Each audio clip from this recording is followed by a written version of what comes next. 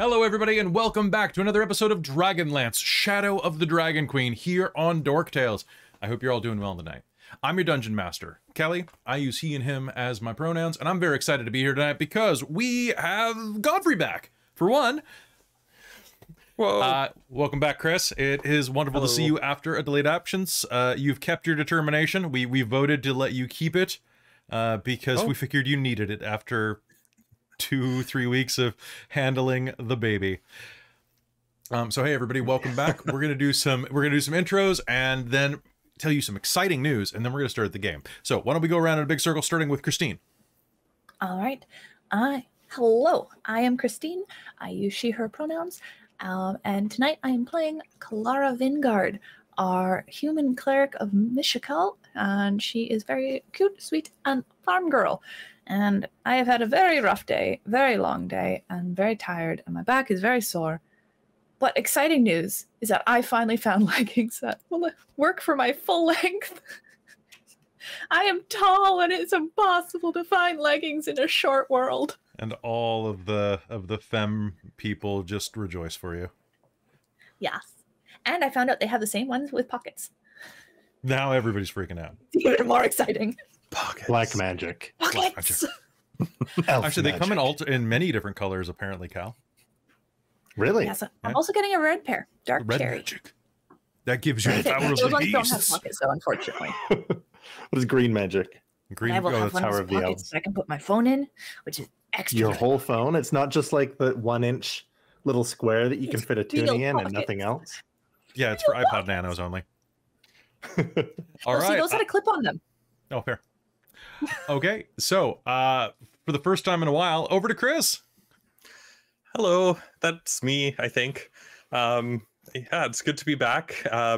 Things have been going really well, I think, though I'm definitely really, really tired and get confused a little bit, though I feel like I'm managing the not sleeping as much better and better. But if I seem a little out of it or confused, well, I'm sure some of you already have experienced this before, but it's I'm not used to not getting a lot of sleep, so it's been a little bit there, but it's been wonderful. I've really been enjoying the time with family and the little guy, and like seeing all of his faces, the many random faces. Yeah, I play Godfrey Highvalor, the wannabe knight of Solamnia, and I forget what I'm supposed to say on these things. You just had a kid. It's 84 okay. years. It's been All right, I'm back. welcome back, baby. All right, down to Robin. Hello, I'm Robin. I use she, her pronouns. I am second gen gamer in the chat. And I am playing Rizira Moonbrush, our Kender swashbuckling rogue, who also uses she, her pronouns. And I'm feeling okay. A little nauseous a little bit. We'll see how Riz does this game. It's because Riz I ate too think much, drank too many milkshakes from that RoboCow.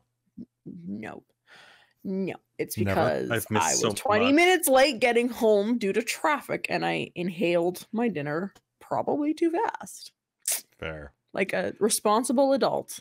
Well, feel better, and if you need to take a break, let me know. Yeah, I'll Over let you to know. Cal. Hello, my name is Cal. I am Neo Cal in the Twitch chat. I use he, him pronouns, and I am playing Aurontiros, the level 4 elf bard. Nice. Aurontiros uses any pronouns, and they're excited to bring the one-man quartet, barbershop quartet, to this episode.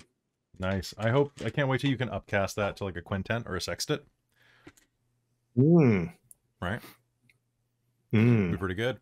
And last but definitely not least, over to Jen. Hi, I'm Jen, and I use she, her pronouns, and I'm playing Hazeal Nightgranite, our dwarven lunar sorcerer, who is awesome at Goblin Head Polo. Yeah, my internet's being weird tonight, so I'm not in the Twitch chat tonight. So we'll see how it do. Also, I have a upstairs neighbors who were away for a couple of weeks and now are back. And if any of those sounds come through, I apologize. Yep. So, folks, if you want to help us afford a studio, patreon.com/dorktales is the way to go for that. But as we are getting into game, I have a very important announcement, and that is that for the first time ever, we have an official, like, name and lights sponsor for the channel, and I'm going to talk a minute about those. We are now sponsored by Bookwyrm Games. Bookwyrm is a fantastic game company based out of Vancouver, actually Abbotsford if I'm not mistaken, that we met when we were at Fan Expo. The proprietor, Michael, is an awesome dude, and not only are they supporting the channel, they are making fantastic dice and a ton of great stuff that you can support. If you are down at Emerald City Comic Con this weekend, you can actually go visit them on the showroom floor. Say that Dorktale sent you, say hi for us if you're down in Seattle. Christine is holding up one of our liquid core dice that we bought from them. They are just absolutely fantastic and chaos causing.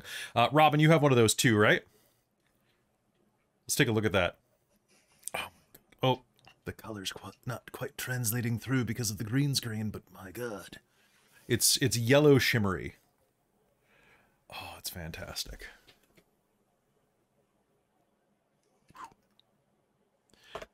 Oh, they're so rad. These dice are fantastic. Bookwyrm is offering a promotional deal right now for the month of March, where if you use code DorkTales2023, you will save 10% off of any purchase that you make. They're already really low prices. This is probably the, I want to say affordable without saying cheap, because they are very high quality dice. The ones that I'm holding up, I can't use tonight because I'm specifically saving them for the next time I get to play baby girl Farah in Shards of Nirn, because look at these beauties. They are also gold. Apparently they're releasing, I think he said, so it might be this week, that they're putting up like 50 new dice sets on their website. So they are adding a ton of new dice to their catalog. Check out their Instagram. Yep. They have lots of cool pictures of their dice on there, and like I'm constantly getting new notifications of seeing their stuff there, and it's all gorgeous. It's all gorgeous. Actually, like, honestly, I opened it to see a new one there. the best part about working with someone like Bookwyrm is I'm able to keep my promise to all of you that Dorktales will never support a sponsor that we ourselves would not use or do not use. All of us have Bookwyrm dice. We bought way too many dice when we were down there, and it is fantastic to be able to share this with you. Another good thing is that they're a Canadian company, which means that if you're living in Canada, it can be very expensive trying to get good dice near you. They're a great local company. Not only that, but they have a number of other products that you can look at. Right now, they have mystery boxes on their site. Mystery box with 5 set of acrylic dice is $24.99, which is really great. A 5 set of resin is $39.95 or $39.99, and 5 sets of metal dice are 5 sets of metal dice, guys, $104.99. That's it. That is like the best little presents for, yeah, it's like wow. That works really out nice to dice. Like what, $22, less than $22 per, and that's free shipping if you get that set. They're all random, all mystery, and they come in a really pretty cool box. But my favorite thing is that they are working on something called Chest Quest, and what it is going to be is an immersive adventure that comes in a box that you can play with your table at home. It will have all sorts of different accoutrements, everything from handouts for people to sometimes there will be like coins and letters, custom scented candles, clues that are both visible and invisible to the naked eye for players to decode, custom music and vocal narration for journal entries, and a 14-page system-agnostic guidebook that can be used for games ranging from Dungeons & Dragons 5th edition to Pathfinder and beyond.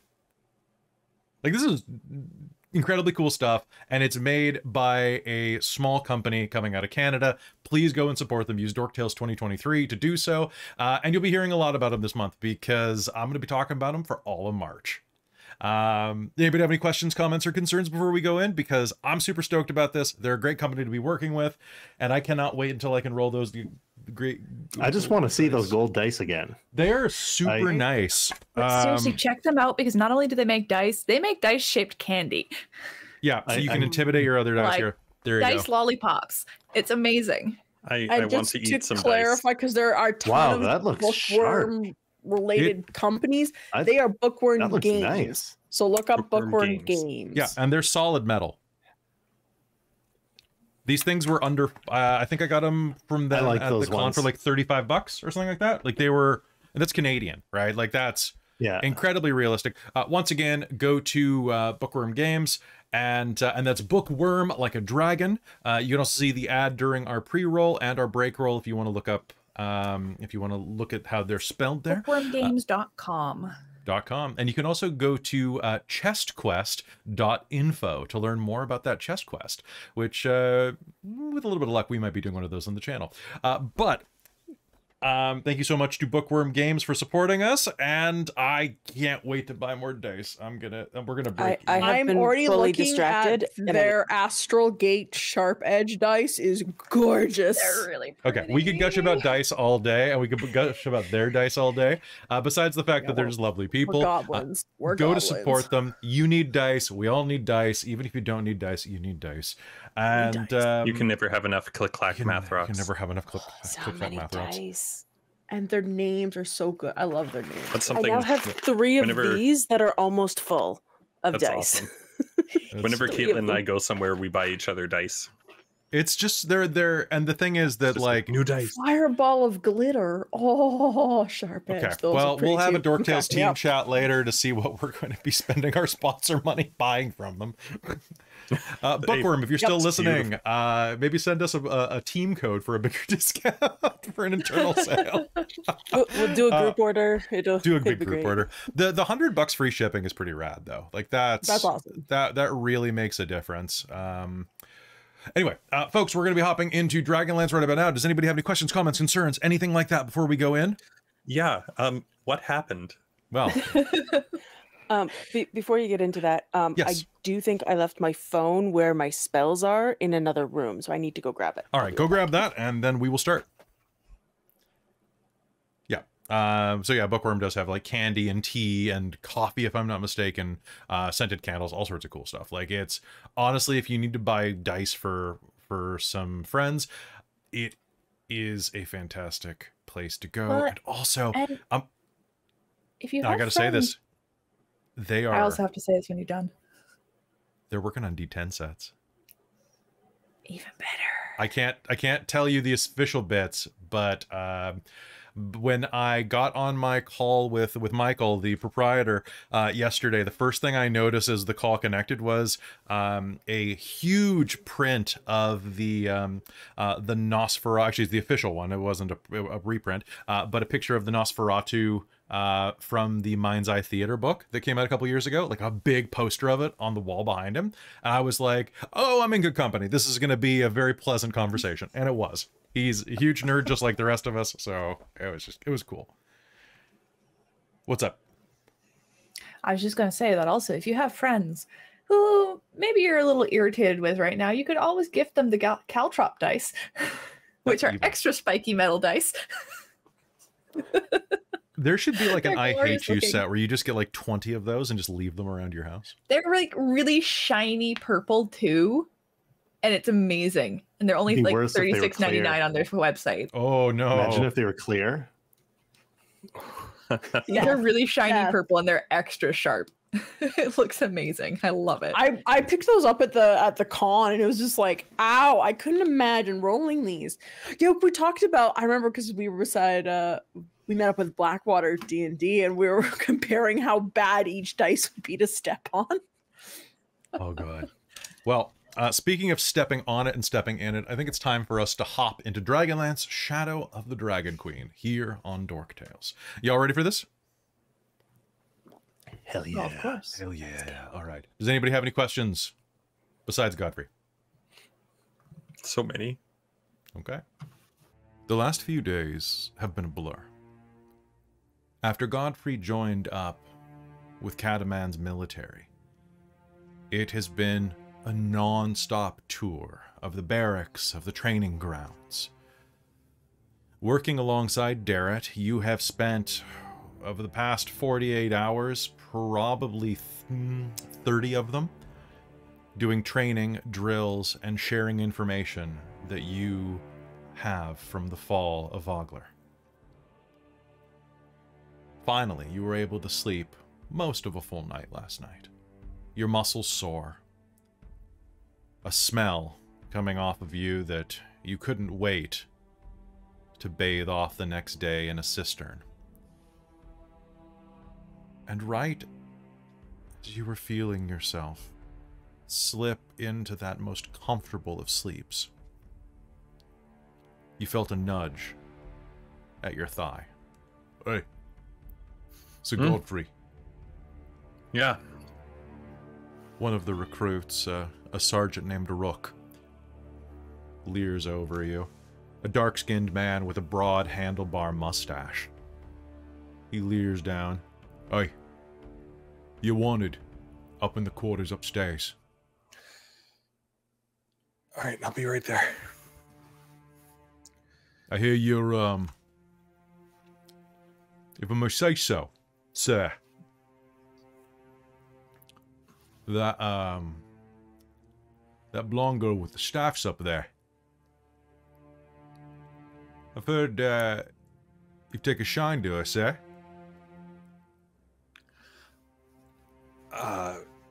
Is that a problem or any of your business? Oh, no, sir. Just wondering if it was my business to make it my business if it was not correct. Figured that if you weren't there, I might take a crack at it, but as my superior officer, well, just wanted to confirm, sir.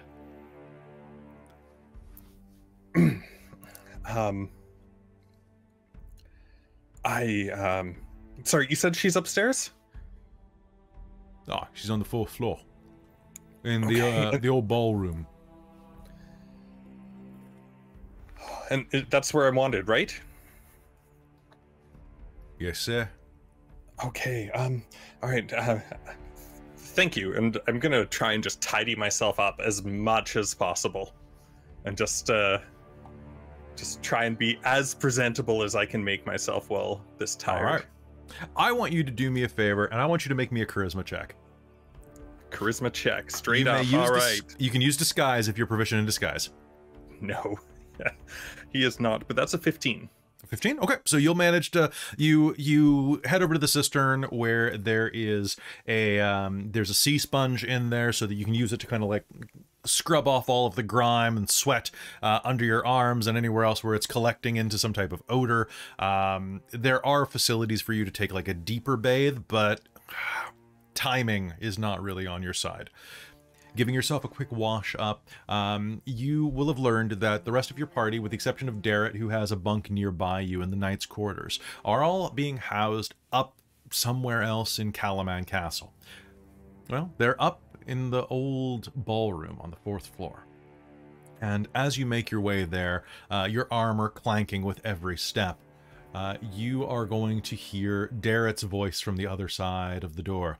So yes, I am not certain exactly which one of these missions would be best for you, but you won't be alone.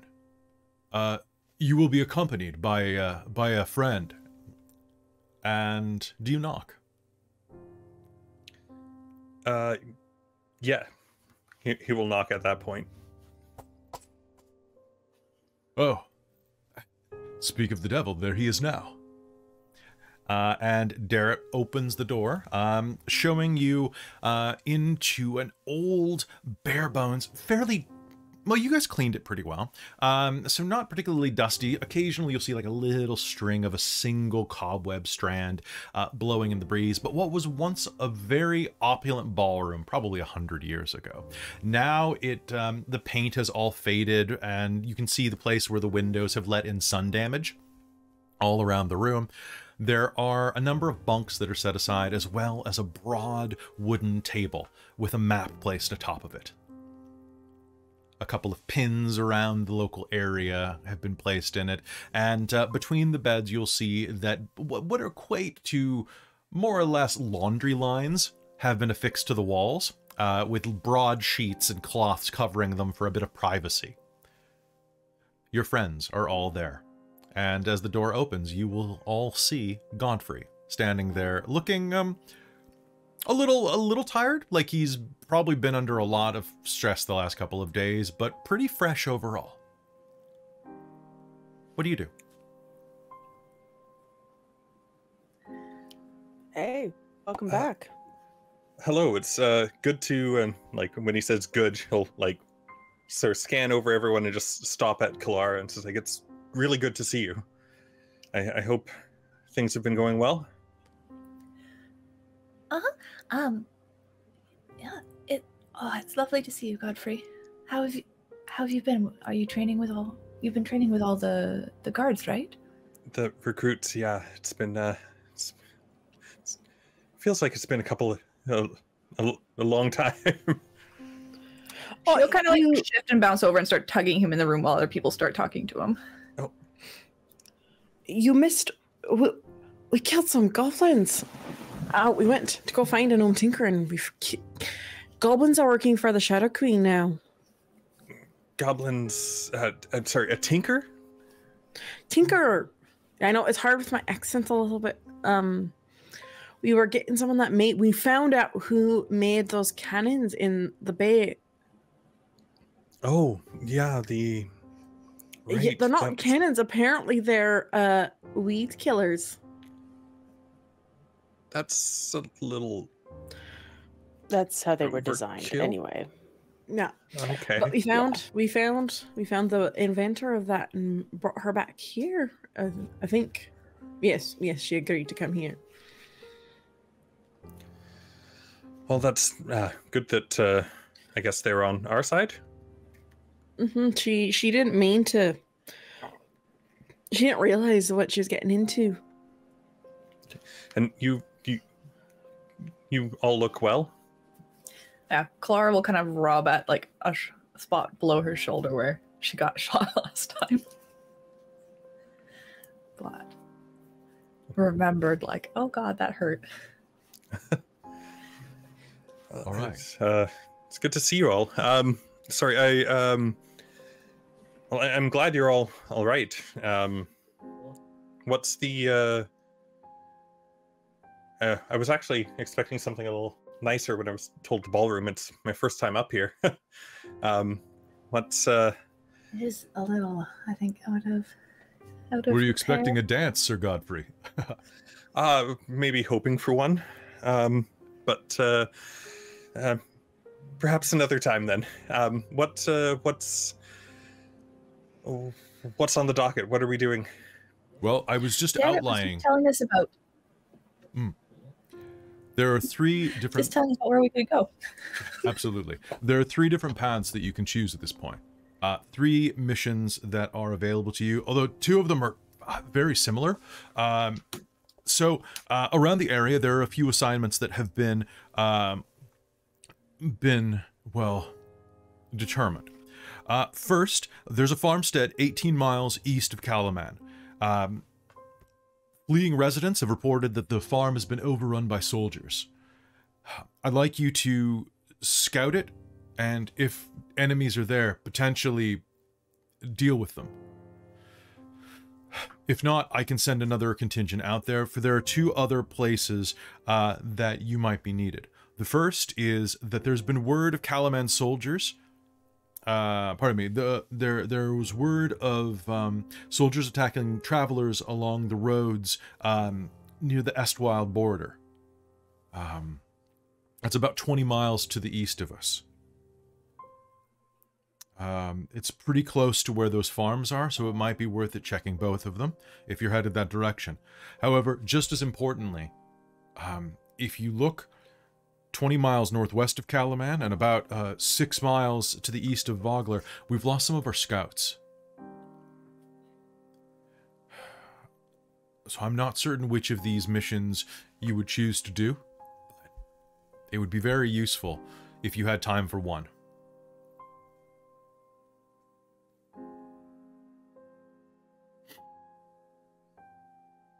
What say you? I don't know what the rest of you have already been discussing, but as much as I want to help out the scouts, I think it's more important to clear the road and protect the farmers. That's They what don't sound the like route they can defend themselves.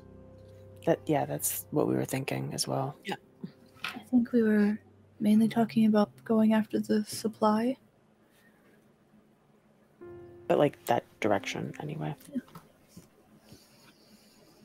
Good. Then in that case, if that's what your decision is, I would suggest that you prepare yourselves and then head off to the east at your nearest convenience. Hopefully you'll be able to beat any of the storms that we've been seeing in the distance, but, I mean, it always rains around here.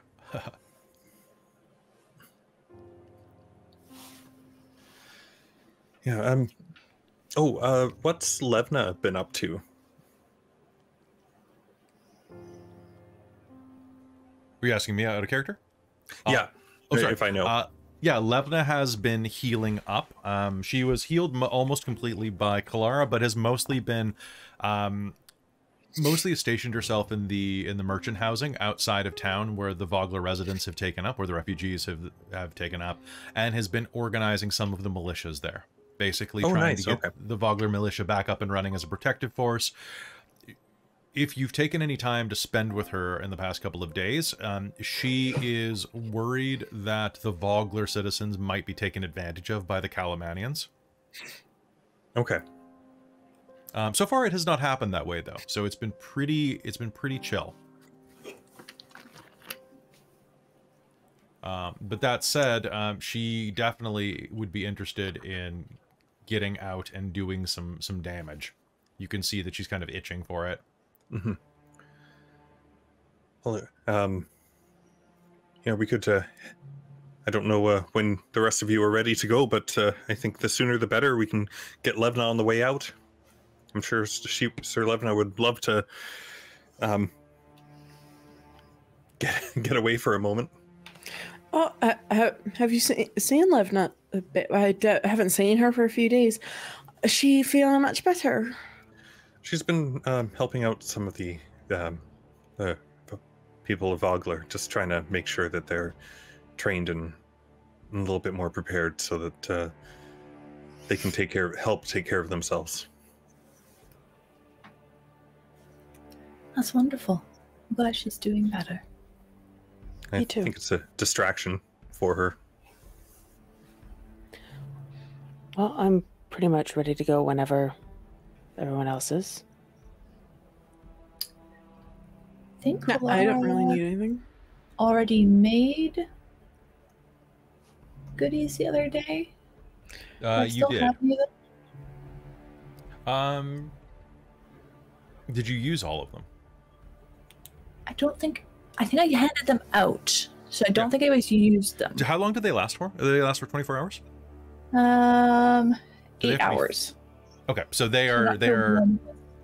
they? How long are they good for? 8 hours. Okay, then they're not. Then they last for 8 hours. Okay. Then I would like to take an hour to make more. Okay. Yeah, if everybody is fine with that, that works for me. Sure. Well, while she's rather have them than not. baking, I think Aurontiros will visit those dwarven smiths. Sure, that works for me. All right, so he's Hazeal. Yes? I just want to check. I know it's been a little bit of time, but that person in the market hasn't been giving you any more trouble, has she? No. Okay, good. I'm happy to hear it. I'm glad you're happy. all right, so Kelara, you head off to probably out to the imagine that the only oven that's really around here for treats is probably the kitchen, like the kitchen of the castle. So the best place to do this would probably be to head out to where the refugees are. Rizira. I think Rizira is going to want to try and throughout the process, I think she's actually wanting to get like lessons on how to ride a war horse properly. So I think Rizira's gonna try, like, in any spare time, she's gonna be at the stables with Ispin and ask one of the like commanders there if she can get any sort of lessons on how to be better with war horses and maneuvers, so she can utilize Ispin better. So I think that's what she does in any spare time, just because that keeps her mind busy and her hands busy, and it's just it's engaging her in a different way and connect. And she's bonding with Ispin. Okay, that sounds good. So heading to that, Godfrey and Hazeal, what are your plans to do to prep for this? I'm gonna just go back, pack things up a bit, and talk to Levna, see if she's ready to go and wants to. All right, and Hazeal, what's your plan? I don't think I really have a plan. There's nothing I really need to do right now, so... Okay. I can think of anyway. That works for me. All right, so who do you think you'd be hanging out with then? Or would you just be sticking behind or going somewhere and studying some of your tomes and prepping? I don't really study tomes, but... I know, right? As I was saying it, I was like, you're more of a natural. Yeah.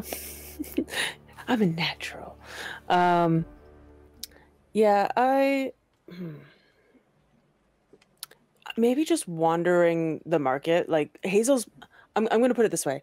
Hazeal also is at loose ends of what to do and is probably bored, and probably is going to just go wander and not necessarily hang out with anyone specifically, because she doesn't necessarily want to do what everyone else is doing. And I know that's so annoying as a DM, but no, it's fine. It's fine. You'll just tell me where you suddenly appear, like a kender. Yeah, cool. All right, so we're going. What I'm going to do is we're going to start closer to the city, or closer to the castle itself, and work our way outward as you are getting your prep done. So over in. There we go. Over in the stables area, Rizira, you are going to head down, and the rest of your party is going to grab their horses. Godfrey, you are going to be issued a horse as well, so you will have your own horse. Congrats. And may use that accordingly. Whereas you take your horses out with you. Rizira, Ispin is just standing, hanging out, and eating some of his feed as you're approaching. And as you do, can you give me an animal handling roll? Sure. Let's do that.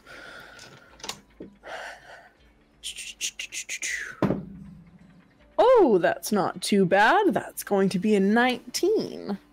So as you approach, he is going to let out a pleased snort and walk over to you, still gumming and kind of lipping at some of the food that's sticking out of the side of his mouth. And is going to lean down and is going to give you a right proper bonk. Can you make me a strength check? Yes, I can. I can try. I can certainly try. Oh, that's a 16. Plus 0 is a 16. Okay, so he is not going to be able to knock you over entirely, but he almost knocks you into a bale of hay. Hello, Ispin. How are you doing this morning, afternoon, whatever time of day this is? It's morning, right? It is late morning at this point, yeah. A good boy. He's going to knock his hoofs a couple times on the ground as you talk at him, just... Yes. How are you doing today? You're looking quite nice. You're looking a little bit muddy though. I think sometime when we get a little bit longer and it's not so cold, I have to give you a little bit of a bath or something. You looking to bathe the horse? You'll hear a woman's voice echo over at you. Yeah, maybe on a little bit of a warmer day. I was actually just wondering about taking him out for a bit of doing some kind of combat maneuvers. We kind of found each other by chance, but I kind of like him, and I kind of would like to be. I'm a kinder. We don't really train on horses, but I think it'd be very interesting to be able to, maneuver him a little bit better. out of the shadow of the stables, a woman's going to walk over, dressed in riding armor of the city of Kalaman. She's a human woman, blonde hair, and kind of a richly kind of bronze skin from a lot of outside working, but you can definitely see some tan lines at the edge of her armor. And she plucks the leather cap off of her head, revealing that her hair is very, very tightly braided up to prevent it from falling in her eyes. And as she talks, you can see she has quite a snaggletooth. Huh. You just found a horse. Let me guess. Battlefield orphan? Yeah. His previous owner was not very nice, so he fell into bitter management. Well, it seems like he has a bit of an upgrade. I'm surprised. I would have thought that with a kender, a horse does seem like a bit to find, but I imagine you must have some pretty big pockets. Yeah, people honestly tell me that. I don't know sometimes what I find in my bag as well. But yeah, he kind of fits quite nicely in there. She'll like give his I've never seen a kender ride a horse. You sure a pony wouldn't be a little more suited to you? I can show you what a kender looks like on a horse if you would hey, like. no offense, friend. No offense. It's just a surprise. Kender aren't known to be riders. It'd be like seeing a dwarf up there. It would just be an impressive sight. Well, you should see. I get Hazeal as well. We both fit on her, and you see a kender and a dwarf on her. Him. Hazeal. The dwarf in the red robes, right? Yeah, the one with the hammer. The mage that doesn't narrow down dwarves very well. But she's a wizard wearing robes kind of type, but then she carries a hammer. That looks a little bit different. Fair. I'll give you that one. That means that you are Rizira, right? Rizira Moonbrush. Yeah, that's very, yeah. Do we have a reputation already? Well, a lot of the commanders are making sure people know who you are. Do not give you any trouble. Yeah, I guess wandering around the barracks and training area, it's probably good. I don't quite look like a knight type. She walks over and leans up against one of the posts nearby you. And that young knight's been talking a lot about you. Oh, Godfrey? Yeah, I think he's sweet on one of you. That will be Kelara. Might be. Shira. Nice to meet you, Shira. I'm you a horse master here? Assistant, but yeah, more or less. You said you wanted to learn how to ride a little bit better? Yeah, I honestly, what I've been doing before is kind of just winging it. What I've seen, and I've ridden obviously ponies before, but I feel like he could probably do, like, war horses are kind of taught to do like maneuvers and stuff. I feel like I'm wasting his potential right now. So I think I think he's smarter and better than me right now. So I think I would like to be able to learn a little bit, so I can ask him to do the right things. Well, I've only got a little bit of time right now, but if you come by any other day, seek me out. I'm usually here from dusk to dawn, usually, or from dawn to dusk. that would be awful. I'd get a lot of sleep done though. From dawn to dusk, you can seek me out. But why don't we go around the courtyard a couple times? Show me what you can do. All right, that sounds great. Do you mind giving me a little bit of a boost? Yeah, not a problem. And she'll give you a heft up. She's fairly strong. And you're like, what, 30 pounds? Something like that? 35. Oh, sir. Yeah, she's gonna struggle then. So she's gonna get you up there, just bloop. All right, show me what you can do. And go ahead and make me another animal handling roll. Alrighty. Come on, liquid cord dice. Oh, that's going to be a 22. A 22? It's learned from its lesson on the timeout, Cheryl. So she'll take you around the courtyard and have you do a couple of loops and even like a little on cobblestones jump just to see how stable he is. Aha, horse pun. Yes. But you're going to handle yourself really well. And you can actually get a sense that there's a little bit of admiration. Like she's pleased watching you. Nice. Well, let that be a lesson, boys, she says to some of the nearby recruits. If a Kender can handle that well, there's no hope for you. It's easier and cheaper to get them. Rizira's gonna chuckle under her breath. If that were the case, they'd just walk off with the horses then. I think because the horses would rather walk off with them than you, Bert. Don't let him Yeah, get to Bert. you. I've seen the kind of men he brings home. Oh. I feel sorry for them. They know what they're getting into. Besides, their horse-like men do have particular attributes that some people find enjoyable. But still, this you handle well. Thank you. You're right, though. Will... Oh, I said I'll definitely be by. Yeah. But what were you saying? I was saying that you're absolutely right. He does look like he knows his way around. He's very confident. I think the first step of really knowing a horse isn't to try to break it in, but to get to know it. And I think that it's like you a have friend. Exactly. And it seems like you have a pretty good bond going right now. What I would suggest is maybe trying to get him out on some sprints and some tight corners and maneuvers next time you're available. From there, well, do you have strong thighs? I mean, I'm used to running away sometimes, so I think I have pretty good legs. I do get into trouble. Well, next time you're out, next time you're out here, we'll take you out somewhere soft and we'll do a couple of rears and see if you can hold up well. Oh, can you I have my hoop pack. Would you be able to teach me to like ride and be able to throw things with it? I'm used to doing it with a bow and arrow, but sure. It's just not much different. Yeah, it's not much different. Let me actually go check with Bert next time you're here. He grew up as a farmer, used a sling a lot. Probably similar principles. Yeah, I think that would be really cool.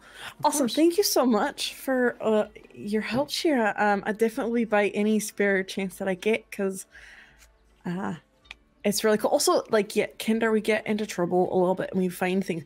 But if we get something that we're focused on, you know, horseback riding, I find it keeps the hands a little busy because I don't know how. I find people's things and I don't know how I got there, but then it's in my hand. And when I have reins in my hand, I can't really be taking things, can I? Gotcha. Idle hands are devilish tools. Exactly. Well, let's make sure to keep you occupied whenever you're around the castle then. Sounds like a great plan. Thank you so much, and I hope you have a wonderful day, and hope those guys don't give you too much shite. No more than I'm used to. I'll see you around. Are you taking Ispen out? Yeah, we're just gonna go do a quick little detour down east. Check out those the farmers if you've I don't know if you've heard about that. No, I've been mostly up to my neck in horse crap all day. Fair. Well, I'll leave some of his crap out there in the fields with you. Then there's less to clean up. I love also, it. I could Please probably learn how to do some chores as well. Can help. You know, I won't say no to that. I look forward to seeing you later. I will. Yeah, I'll be back with this lovely man right here. Yeah. All right, with that, you'll ride off, and we'll follow the camera deeper into the town with the sound of a blacksmith's hammer rings out around the marketplace. As you head down there into the center of the market, you will have no problem finding hammer strike forges. Aurontiros. It's pretty early in the day still, and there are a number of people kind of milling around the market. There's an old human man with, like, a long chin beard that's kind of tucked into the front of his vest, holding up a wagon wheel going, "Well, I mean, it's solid construction, but I'm not sure if it's what I'm looking for. You see, I was going to, I mean, Dwarven made, I'm not sure if it's worth 5 copper. 5 copper is what it's going to be. So, if you want to buy it, pay it. Oh, it's you! It is me. It's okay, I don't remember your name either. I remember your name. You're Elf. And you are Dwarf. I'll take that. What can I do for you? An odd request, but I have a trinket here. All right. And Aurontiros is going to hold up the kind of like sharp stone that little girl refugee gave him, and said, "Oh, give him heck for me." If we could find a way to embed this in an arrowhead, or even make it an arrowhead, I think a message from the Vogler refugees would mean more if I could deliver it personally. Can I see that?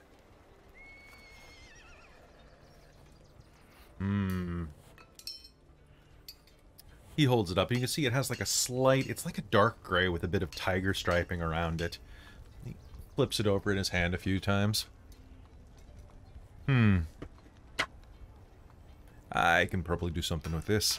An arrowhead! Is that what you'd like? That's right. It's nice. No, I mean the stone. It's nice. It is nice. No, the stone type is nice. It's a type of rock. Oh! It's a metamorphic rock forged by high temperatures. Metamorphic rock. Usually a mixture of igneous and rock. sedimentary rocks that have been fused together into a single... it's hard enough. It's kind of like granite.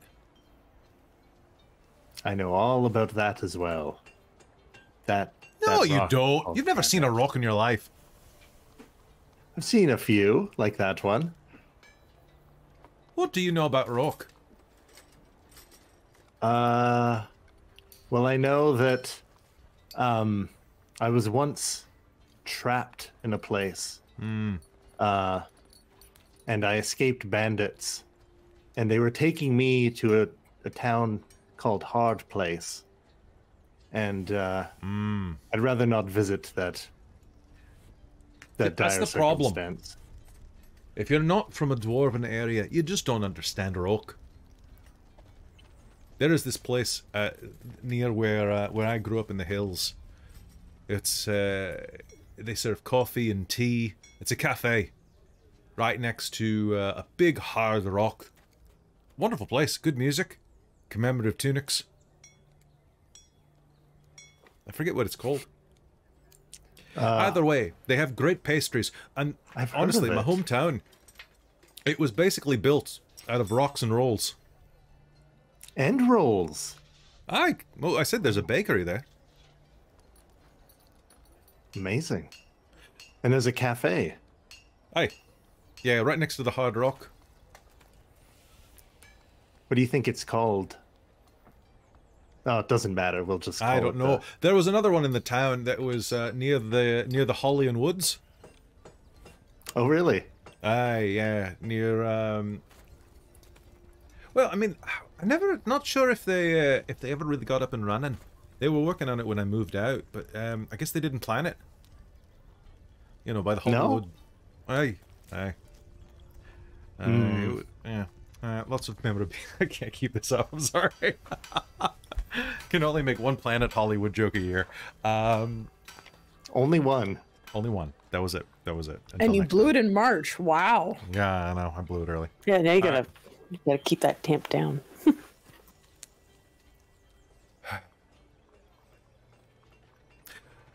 I'm not much of a Fletcher, but I'll see what I can do.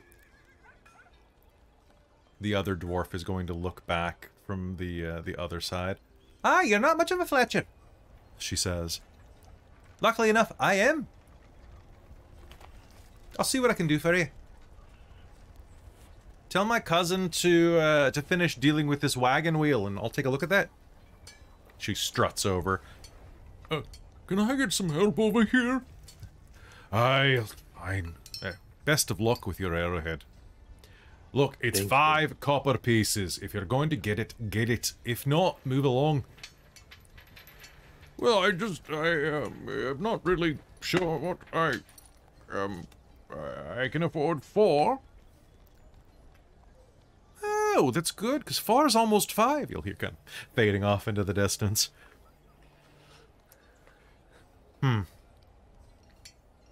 Tell you what. This is sentimental value. That's right. A girl whose name I don't remember gave it to me. One of the refugees from. That's just the type with you musicians, isn't it? Bookwyrm. A girl you don't remember gave you a trinket. And I'd promise I'd deliver it personally to the individuals who decided to raid their home. Come back tomorrow. I'll see what I have. We'll see what I can do with it. Thank you. Yeah. It'll cost you a silver coin for the work, but I'll make sure it's worth it. Of course. All right. Best of luck to you, elf.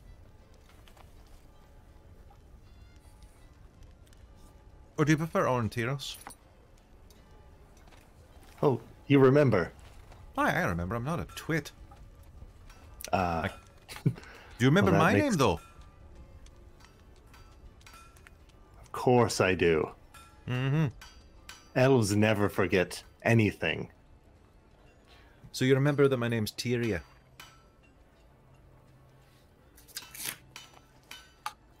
Yes. He checks his little notepad. That's right. It's nice that you've got a nice little kludge to keep track of things like that. Well, I used to try to remember individuals' names and their faces, and I'd come back in what I would think would be, a short amount of time later. And then before I know it, like 10, 20 years had passed, and humans don't live very long. I'm not sure if you've noticed. I've noticed, but maybe you should start hanging on to the names of the longer-lived races. Because I'll still be around the next time you come through Kalaman. Not like this old soul. She kind of gestures at the man. I could give you 4.5 penny. And a half. That's not really how we do things around here. You gotta do cut the copper piece in half. I could do. Oh.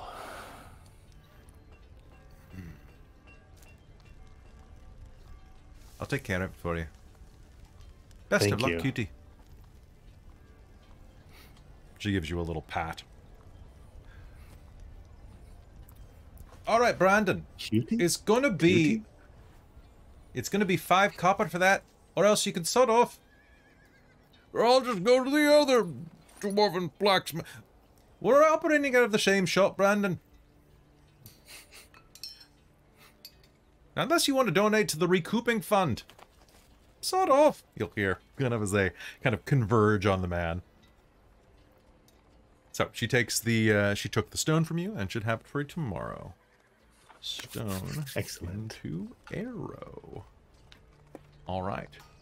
And as that progresses, we're going to swoop further outside to the trade gate, to where the people of Vogler have assembled there at the gate of Kalaman.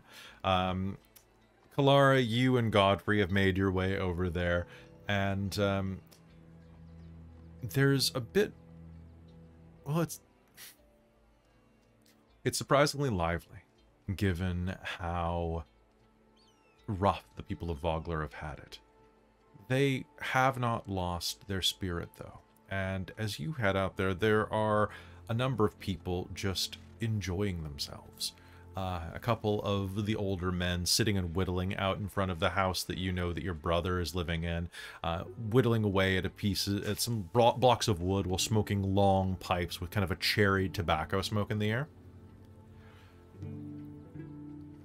And what do? You're heading inside. You're just going to start working on the dough, kneading some pastries up? Yeah, I was going to do that. Because, yeah, I needed to spend, I think, 1 hour to make a number equal to my proficiency bonus. So I can only make enough for 2 people, but that's okay. That's still 2 bonuses, so she will start working on those. So Kern is there and is going to kind of just be trying to get the house in order again. He'll greet you rather happily as you arrive, and we'll start to help you like sift the flour and work at things. Honestly, it feels really good to be... I miss these days, he says as you're working the dough. He's helping you knead some of it out, make sure that it gets all of the bubbles out for whatever pastry you're making. Are you just making cookies? I was thinking probably a cookie of some sort. Okay. Maybe something where it's like 2 types of dough twisted together into a cookie, so you have like something that actually would behind. require some kneading. Okay, cool. Well, not really. Like most cookie doughs, you don't knead or anything. So I think just something with a bit of fiddle to it, because if I have to take an hour to make these, obviously there's a level of like doing something special in order to infuse healing and hit points into them. Okay. Well, he'll assist you, like sifting flour and doing some of the stirring for you and stuff like that to save you time. But it seems like, honestly, he's got a bit of stubble. He looks like he hasn't really... He's not necessarily taken the move to Kalaman particularly well from the looks of it. Mm-hmm. But seems to be in... Like he's trying to keep himself in good spirits overall. She'll dust flour on his nose. Thanks. I appreciate it. That's, You're welcome. How are you holding up in the big castle, princess? Not too bad. Honestly, it's not very comfortable. We're in an old ballroom that was seen better days. But... Boo-hoo.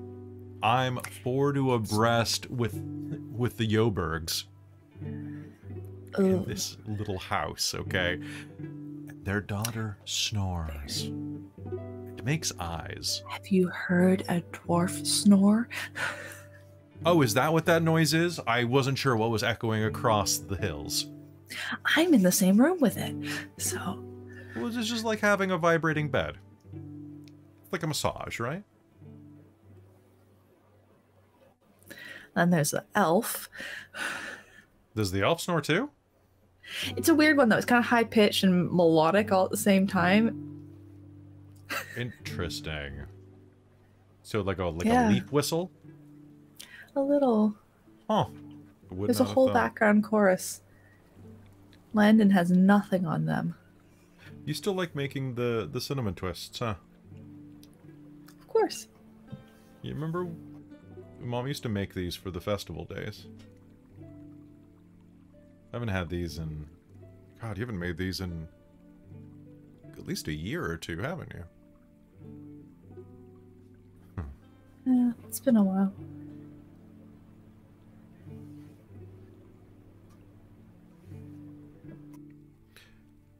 You think...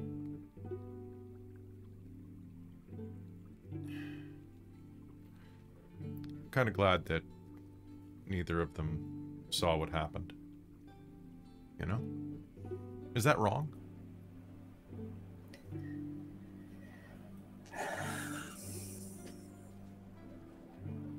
I don't know. I mean,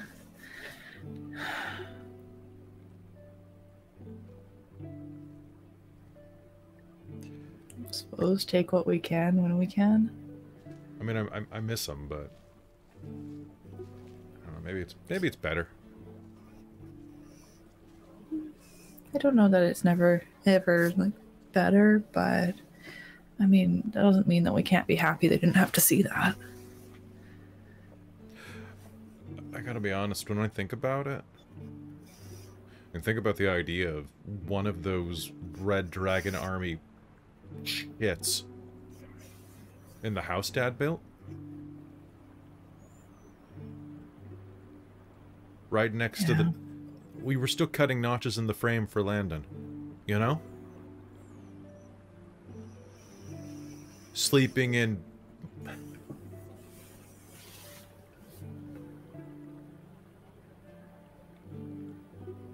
Sleeping in our beds, you know?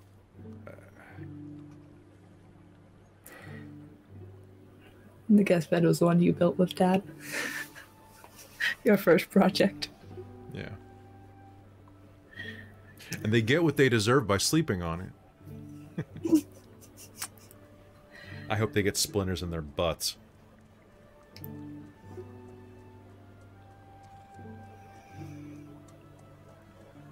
Yeah, that one never did stay smooth, did it? Well, this is... Dad didn't understand how to... Okay, I stuffed it with the wrong kind of hay, but that's...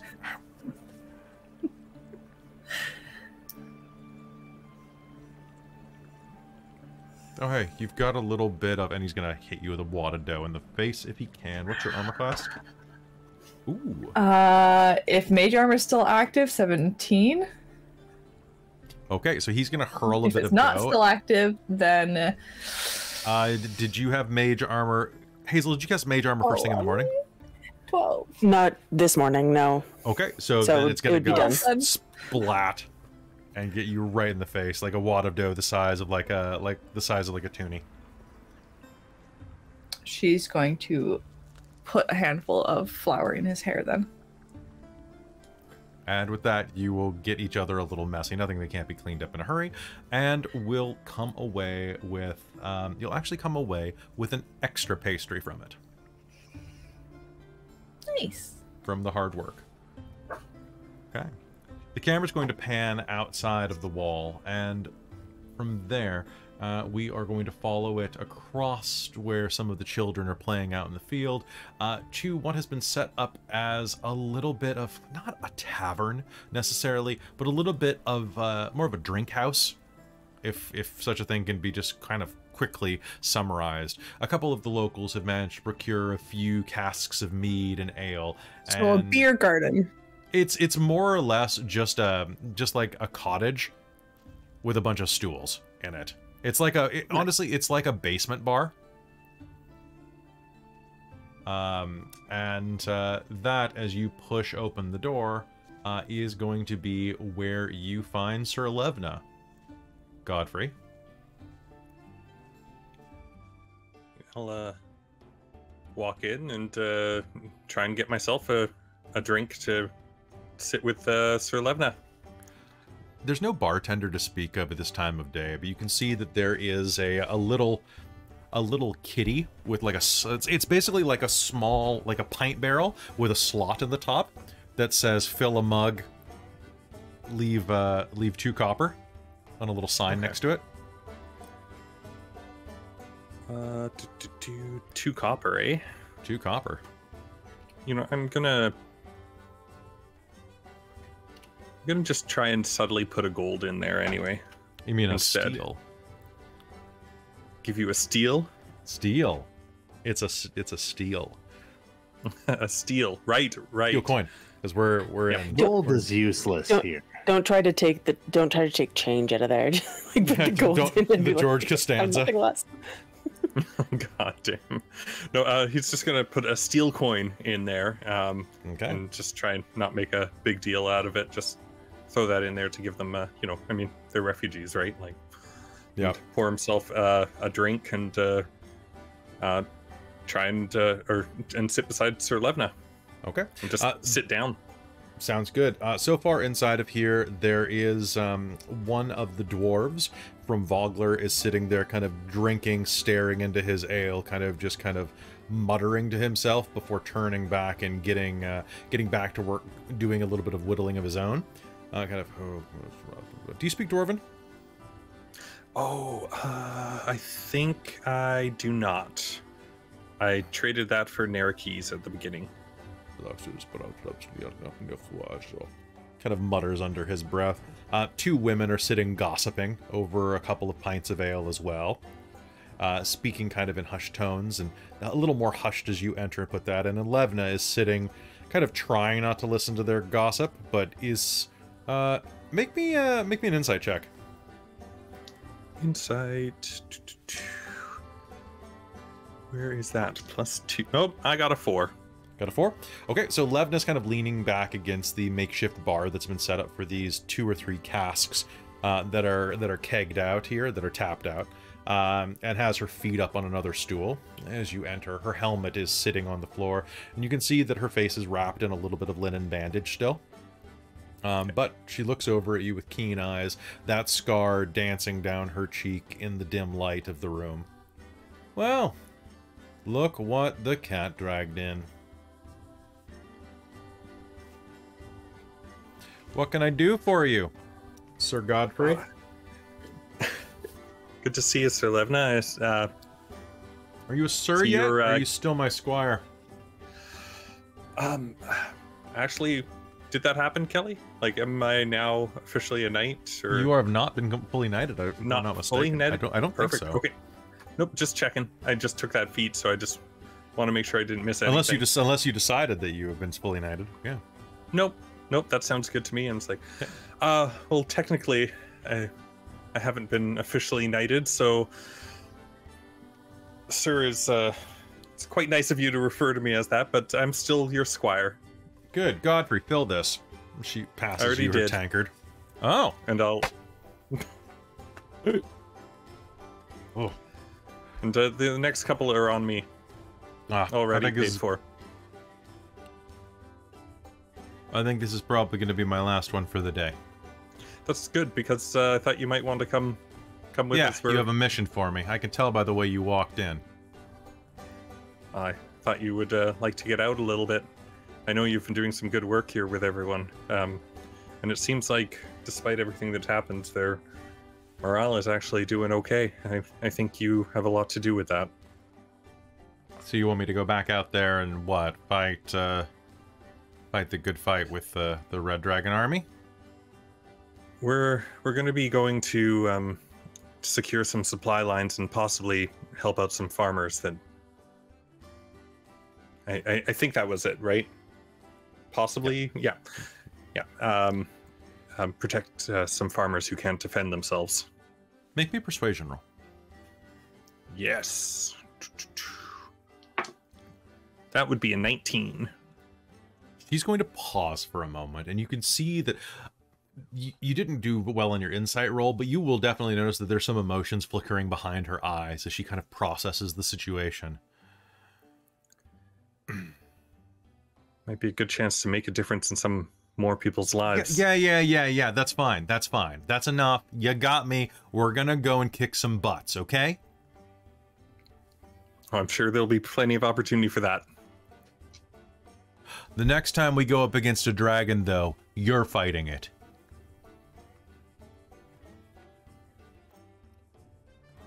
You gotta make your knighthood somehow. Hey, I wasn't shying away from it. You got it. Yeah, I got it right in the face. All right, let's go. I can't just sit around and drink my muscles into mush. She stands up, looks at the tankard you just handed her, turns to one of the girls who's... And then I said, here. And she thrusts it over. Good luck with your mother-in-law. And turns around and walks out the door. Whew. Okay. That was easier than I thought.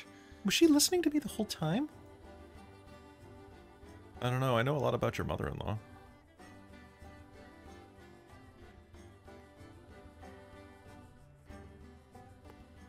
Right. I'm gonna, before that gets even more awkward, I'm gonna walk out. All right. Heading out into the street, you are going to find Hazeal just kind of like wandering around, checking out the sights. Hazeal, you'll see there's a sign in the window that says beer. I look like I'm debating whether or not to go in because is that like good beer or is that just water? Watered down water. The door opens and Levna is going to step out. Oh, it's you. Hi.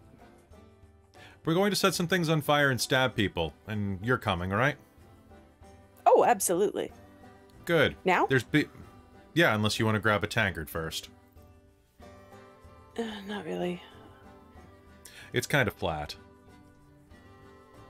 I suspected as much. Saves me the money anyway. All right, where are we going? I don't know, you tell me. I'm just the muscle this time.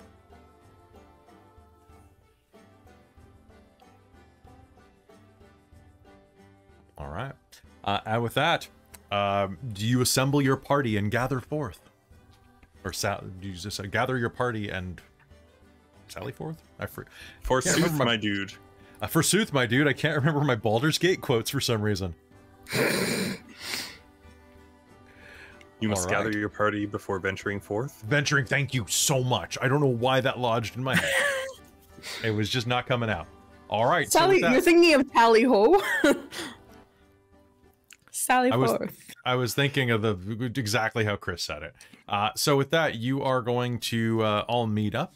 You have a number of horses here. Levna can borrow another one, but that stretches about as thin as you can make the horse population around here. And with that, do you all head off to the east? Yes. We ride. Or ride. Or whatever Godfrey, we do. We sally forth. Off we go again. Good. The elf is still here. Yes. I'm curious to see if he'll actually hit something this time. I hit something last time. It's nice to see you back to your spunky spirit, sir. Well, now that you're elevated above a foot tall, it's nice to see you too, Rizira. Oh, thank you. The view is quite nice up here, though I think the air is getting a little thin. It definitely affects how you think and how you speak. I'll look at Aurontiros and Rizira and I'm like, you'll have to excuse Sir Levna. She'll feel better once she hits something. And I resemble that remark. And with that, you ride off to the east. And folks, with that, we're going to take a quick break, and we'll be back in just a minute. I think this is a good time for a break, right? This is good. Sounds good. Feels good. Feels good. Feels good. It's a good time. We'll be right back.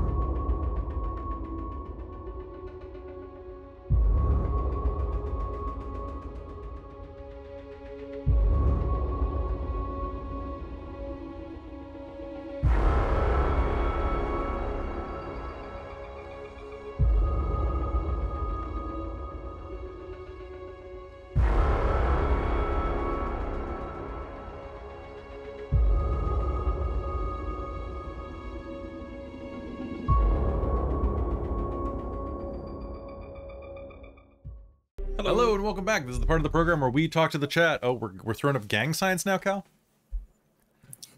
Double P's is gang signs? I thought you were using obfuscate. Damn. You're just like, no. And that just looks like you're trying to like. All right, hey everybody, we're back. So we're going to talk for about 10 minutes, just chat with y'all.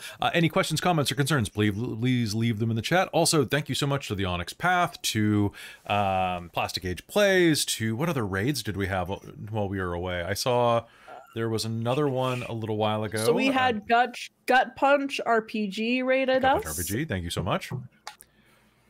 It's wonderful to have y'all here.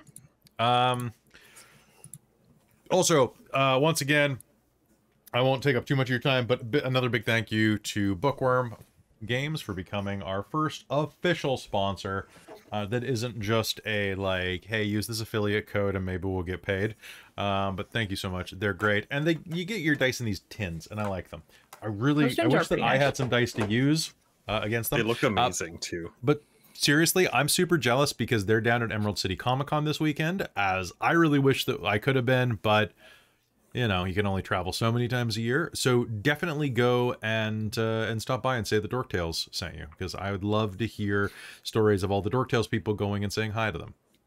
So, also, there is a chance that we might be making it out to Odafest in Calgary. I'm going to put us in for some panels there, but if you want to, and you're in the Calgary area, you can go to Odafest's website and request Dork Tales as a guest. You don't have to put in your own name. You can put in other people that you want to be guests, so it's a really nice way to do that. Go support us. Go ask for us, and maybe they'll help us pay for a hotel room or something. We can fly out. Because flying to Calgary is ridiculously cheap, as it turns. It is actually like not that much more expensive to fly to Calgary than it is to take the ferry to Vancouver, which doesn't make any sense to me because it's a boat. It's the hub city. It is where all the flights go at the end of the day when they're tired and they need to rest. That's so weird because it's super expensive to fly within Canada, to the point where like sometimes people have gotten flights that connect to where they want to go on the other side of Canada and then technically stop somewhere else in the States because that's cheaper than it is to just do the connector. Like, it's specifically because WestJet their hub is there, so all of their pilots will go home there, and like Calgary, so that's why it's cheaper, because they need to return there anyway. One of the main layover cities for any of the WestJet flights as well. So yeah, request us. We'll do that, and we're putting in requests to go down to. We're not making it to SoccerCon this year, but we're going to be trying to hit a bunch of U.S. conventions in the next bit too, particularly like in the Seattle area because they are local and we like Washington. It's a good state. So what other cool things are we doing? We have a prospective date for Call of the Netherdeep's finale. It's going to be an extra long game for as long as it takes to finish, probably, and to take care of the kiddo on March 25th, which is a Saturday, a little unusual for us, but it is going to be a lot of fun. In the meanwhile, though, Mage the Ascension, unless somebody gets sick or something, is back this Saturday, and that is going to be at 7 p.m. Pacific, where we see how screwed Darcy is. Ha! Not in a good way. Yeah, maybe. You never know. And then get that Killer D. Then on Sunday the 5th, we have Spelljammer. Spelljammer is back every weekend this month because we're going to finish the fight. Spelljammer is going to be going to completion the last four episodes, and maybe a little bit longer. So definitely tune in for that. And Sunday night, Jen's Technocracy game is running again. Over on Patreon. So join patreon.com/dorktales if you want to learn more about that. But the better thing, no, not better, but the newer, fresher thing, and still fresh, muy picante, is that on Monday the 6th, if you are a member of our Patreon, Radiant Citadel is not starting till next month, because this month we are going to do a game with the cast of our Radiant Citadel game, ran by Robin of Passions de las Passions. The telenovela powered by the Apocalypse game by Magpie. Did you say the 6th? Is it the 6th or the 13th? No, it's the 12th. He said the 6th, but I said the 6th. Is it on? Okay. Oh, my bad. It's on the 12th. It's on the 12th, so it's the next week. Sorry. I'm not ready to run that early. Okay. It's okay. I have no idea what day it is. That's all been a blur. I was wondering about that. I was like, oh, so you're right, you're right. The 6th is the day. If you're a fan of Chronicles of Darkness, we are doing a recording of our new Hunter the Vigil game. That's a little mini series that we're running. We're recording that on Monday, and then it'll be up on the Patreon sometime that week, so long as I can get time to edit it. Also this month, Dork Tales the podcast is going to start releasing when I get some time to edit it, because podcast editing takes a lot of time. I might ask Jen to take a look at it. If Jen has free time. I gotta edit my thing first. That's true. But yeah. Other things that are happening this month that are super exciting is that so Call of the Netherdeep is ending. Spelljammer is ending. We are doing an event for the virtual version of GaryCon, as in Gary Gygax Con. We are going to be one of the first games ran with a special guest that I don't even know who the special guest is. That's going to be running on Thursday at 4 p.m. Pacific, if I'm not mistaken. We're the 6 to 9 Central block because it's in Central Time Zone. So definitely join us for that. That is not going to be broadcast on Dork Tales. That is going to be broadcast on the virtual GaryCon website, and then will be reposted at Dork Tales within 48 hours. And it's going to be a D&D game of some variety. We've got a good cast. It's going to have Chris. It's going to have Cal. It's going to have Wei, and it's going to have Amy in it. It's going to be a lot of fun. Plus some special guest. I don't even know who that is.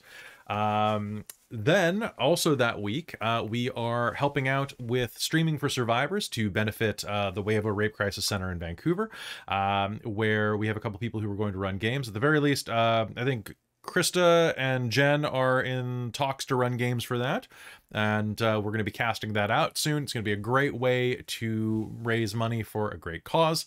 Other things that are happening, April is going to have the return of Dork Tales Expo. So you'll be able to come and watch a bunch of panels and help us do fundraising for the channel, so that we can support all of the games that are coming, including the new homebrew game that's starting sometime in April. On Sundays, replacing Spelljammer. And finally, the other big announcement that I have is that next Tuesday, the cast of Shards of Nirn is returning in Season 4, Part 2 of the Shards of Nirn as they enter the Orkesh arc. Those of you who are on the Patreon have already heard the, I do like a recap. There's a gnomish bard who does a recap of the story so far. And the damn thing is 5 minutes long now, and I'm speaking quick. So it has been quite a mountain of an adventure. If you have not gone and listened to that, go and listen to that. Even the Dork Squad members, like the $1 tiers, can go listen to that. It's just a nice little open thing for the Patreon, or stick around and it'll be on Tuesday night at 7 p.m. because Shards of Nirn is going to be bi-weekly on Tuesdays. And yeah, there's other stuff coming, but I don't want to promise anything. How are the rest of you with the 2 minutes we have left? Tired. So tired. No, I was saying, like, it's a really busy month, and it's a busy month for me in terms of Dork Tales stuff, which is unusual. But I had been thinking to myself that, okay, my busy SCA bit is a little over. Like, I had 2 SCA events in a row, and so it was really busy for the last couple of weeks. And I'm like, okay, now I have a bit of a quieter month. I'm only going to one event. Where did all these games come from? How did they just fall into this hole I've cleared in my schedule? So that is one of the things I'm having trouble with, actually. So Twitch, I'm going to announce this here. So we have it so that our Patreon exclusive games come out about 3 months after the fact. I'm gonna have to start putting them on nights for the rebroadcast on Twitch where they fit, instead of like 3 months from the day, because like I've been finding this with Strixhaven, I can't record off stream stuff while the same time I broadcast. I don't have that many computers, so it's gonna be rebroadcast when I have time in that week or bi-weekly period. So if it's normally a Sunday game, it might be on a Thursday, it might be on a Tuesday, something like that. So just be ready. It'll be up on YouTube whenever it's convenient.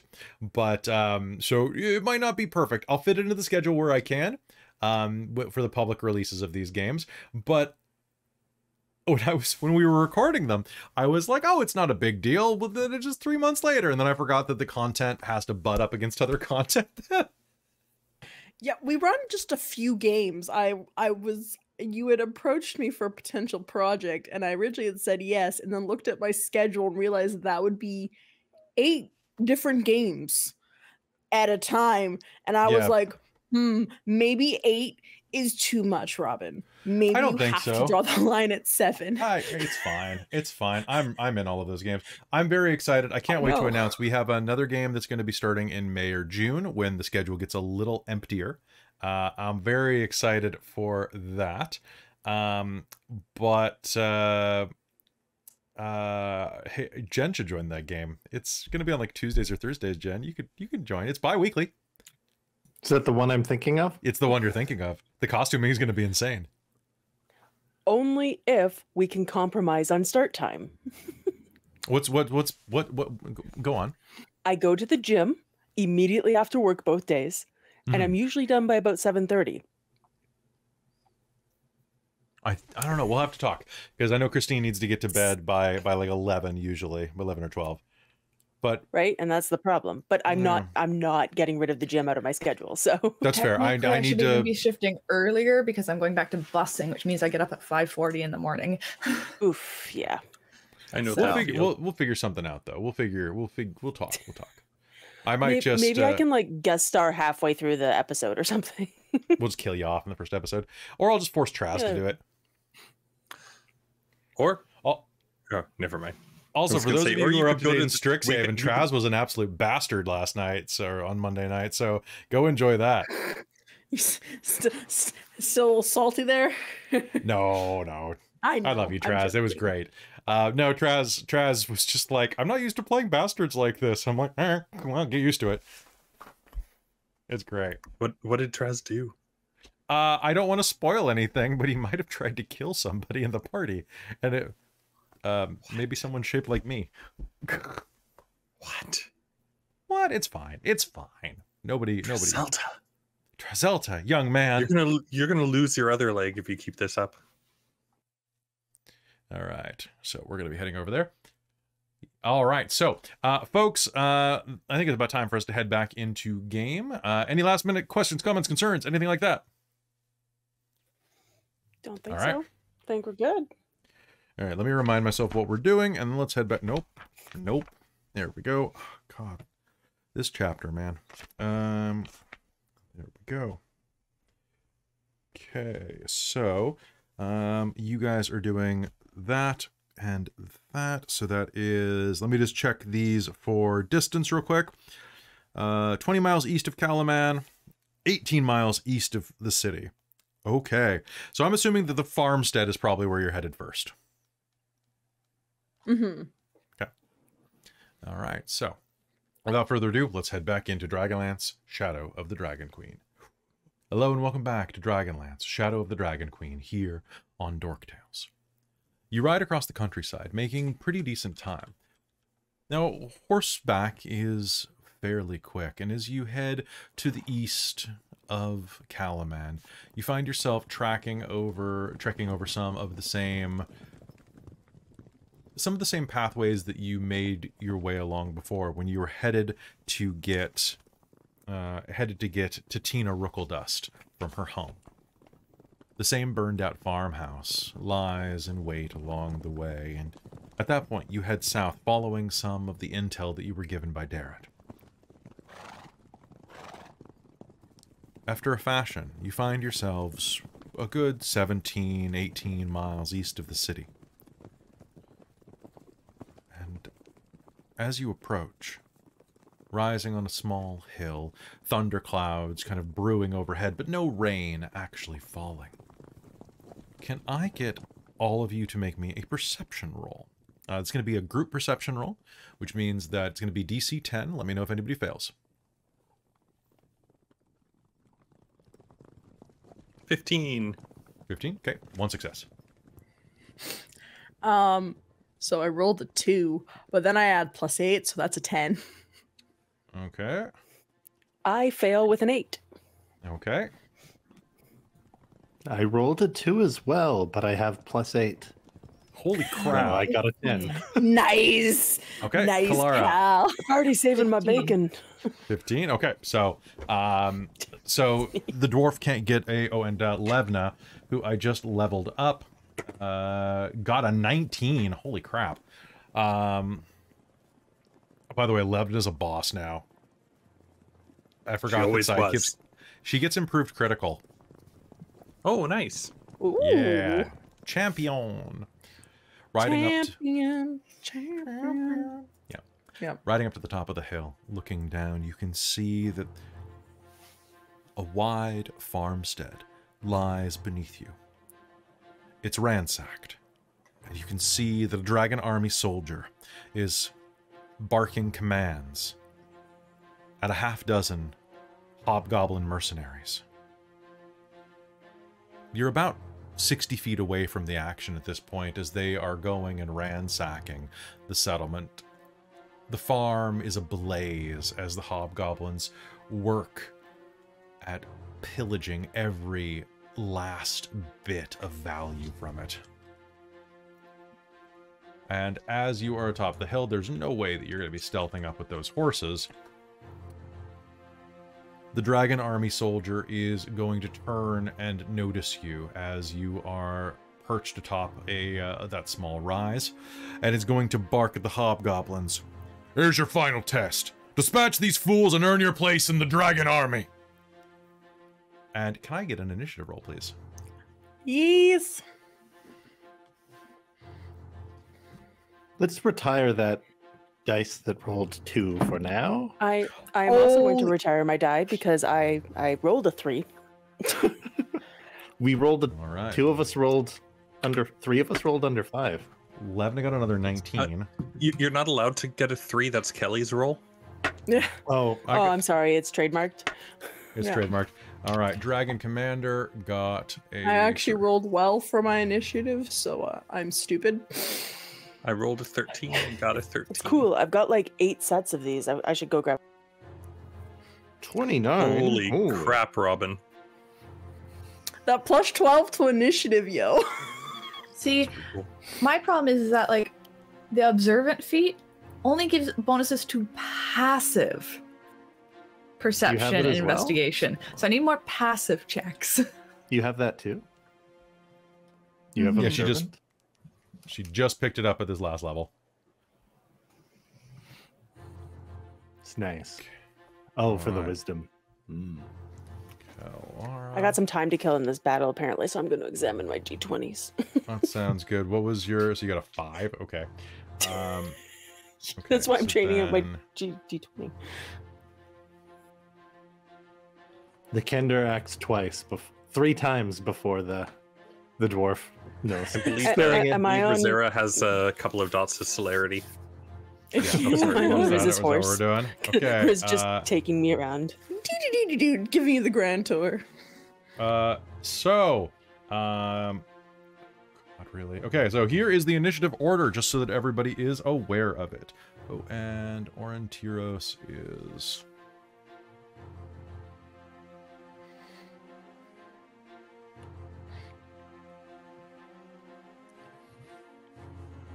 All right, Rizira, Levna, Kelara, Aurontiros, Godfrey, Hobgoblins, Hazeal, the Dragon Army Commander. Who rolled under you. I beat someone. You beat somebody. The Dragon Army Commander did not roll particularly well. Nice. Okay. So Dragon Army Soldier, got that out. Can you botch initiative? Like critically fail initiative? Or does it just... No, I think that's the Not one that we really. don't allow. You can roll a 1 and just be awful, but you don't like fall on your face. All right. So with that, the battle is joined. You astride your horses. You will definitely going to have enough movement that you can ride down to them. Glancing up, the hobgoblins are going to sneer and like draw out their wickedly curved blades and bark at each other in Goblin.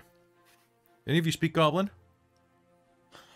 Wait, where are my Nope. languages? Hold on a second. Nope. It's a different character I'm thinking of. Not unless it's secretly Istarian. It is not. There we go. All right, so they're going, "If no loss." And with that, Rizira, it is your turn. What do you do? Okay, question. If I take a disengage action with my horse, does that count? As what? Like, if I take the disengage action as my bonus action, would I avoid getting opportunity attacks if I like went in and went out? If you took a disengage action, sorry, I'm not following. Like, because disengaging means that you can leave and not get hit, right? Are you asking if you can disengage while riding? Like the horse can get the disengage? Is that what you're asking? Yes. The horse would be vulnerable to attacks.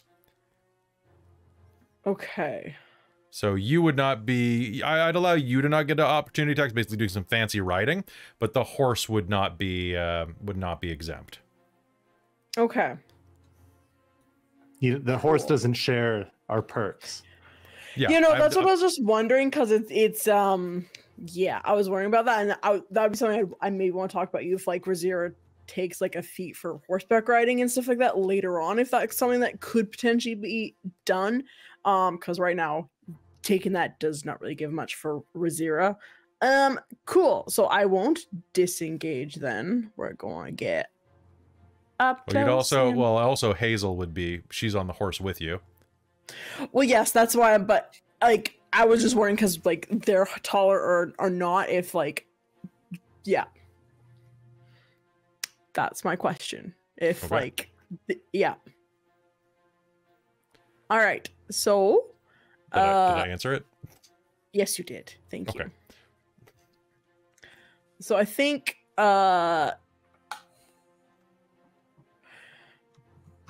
yeah, I think, and the horse's movement is its own movement, not part of my movement, right?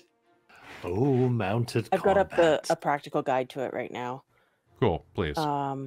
What specifically are you looking for at this point? Whether or not it replaces your movement.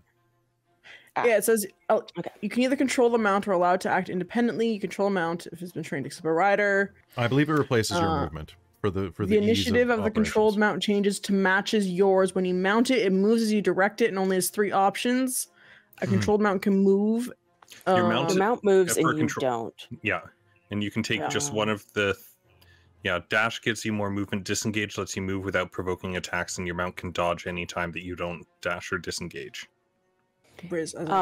Your mount can take bonus actions as well, apparently, and they can take reactions, but while they're controlled, but their actions are limited.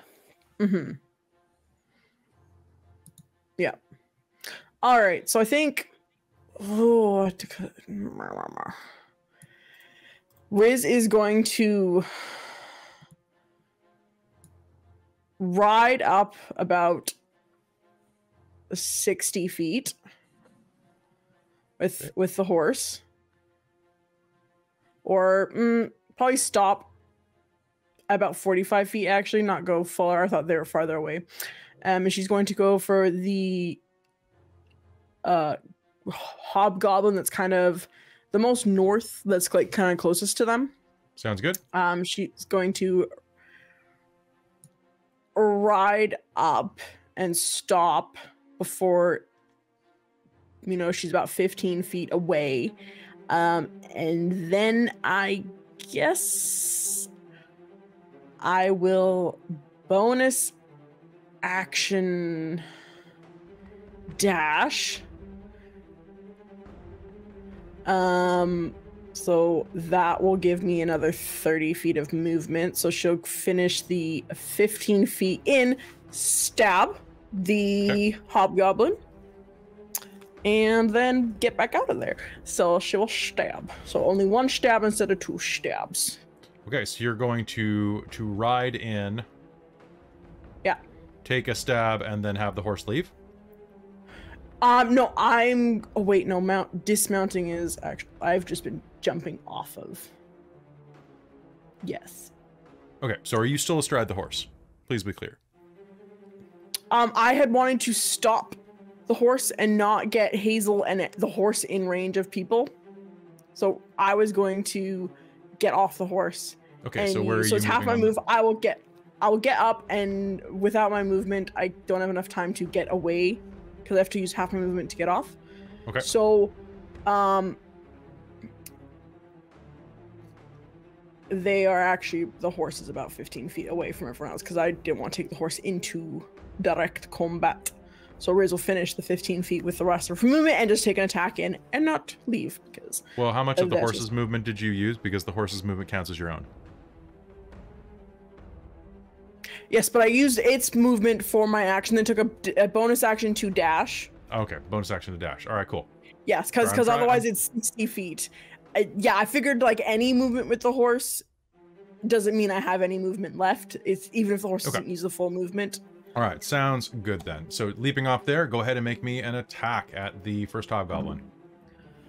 Oh, that's not great. Do I currently have determination? Yes, you do. I'm going to use that determination to turn that into a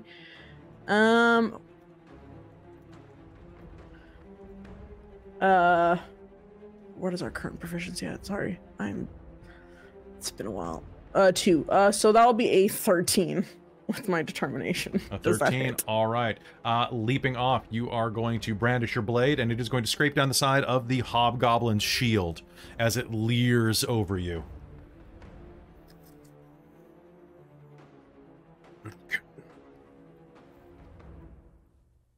All right. Do you have anything else you can do? All right, atop of the initiative then. Levna's on deck, followed by Kelara. Levna is going to go... What's the Kender doing? And is going to rush down alongside of you, benefiting from pack tactics alongside her horse. And is going to take a swing at the one that you just tried to hit. And that's a... Okay, with advantage, I rolled a double crit. Ooh, nice. Really? Nice. Can you save one for later? Yeah, save one for later. That is going to be an absolute hit. So for Levna, that is going to be 2d10 plus 4 damage to this one. Which could have been way better damage, but that's going to be 11 points of damage to this hobgoblin as she rides down, and that's going to be enough, though, because hobgoblins do not have a ton of hit points. Riding down next to Riz. Riz, you do a flourish as you kind of dive forward and slash your rapier. And then there's a thunderous sound of hooves, and you think for a second that Ispin's beside you. And what is happening is Levna is going to come through and, using her greatsword, is going to sweep the hobgoblin off its feet, bisecting it right at the clavicle. And it's going to fall to the ground. That is going to be her turn. Kelara, you are up. Kelara is seeing that. Let me just double check something real quick. I was just checking my spells. Okay.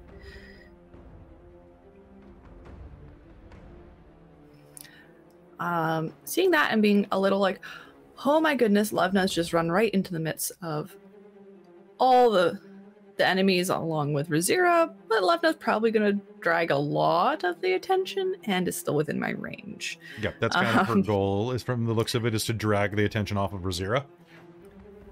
So, bonus action, Shield of Faith, +2 to AC for Levna. All right, and that's inside of your range? It is at 60 feet away from me. I have space for that. That's a 10-minute duration, so I'll track that. But that is only a bonus action, so I would like to action cast Sacred Flame at... Okay. Let me change my thing to that one. The one kind of directly in front of me, 60 feet away. The right beneath Levna. Let's make a dex save. All right, dex save. Let's do it. Whoa, that's a 2. Spending effort the more to reroll that. That's cocked on a 3. 1 sec. Okay, that's a 4. I literally rolled 2 3/15 4. So that's going to be a fail. Okay. Well, lucky for you, I rolled 1 on a d8, so All right, One point of radiant damage. Sacred Flame is going to explode on the front of Just this kind of like hobgoblin's poke it in the armor. nose. It's going to like swat at its face, trying to get the Sacred Flame off it, and is going to growl in common. It's a priestess! Get her! And the hobgoblins are going to go, "Aroo!" and all kind of like echo each other as they draw and point their blades your direction. Anything else you're doing for this turn? No, that's a bonus action and an action, so I think that's all I can do.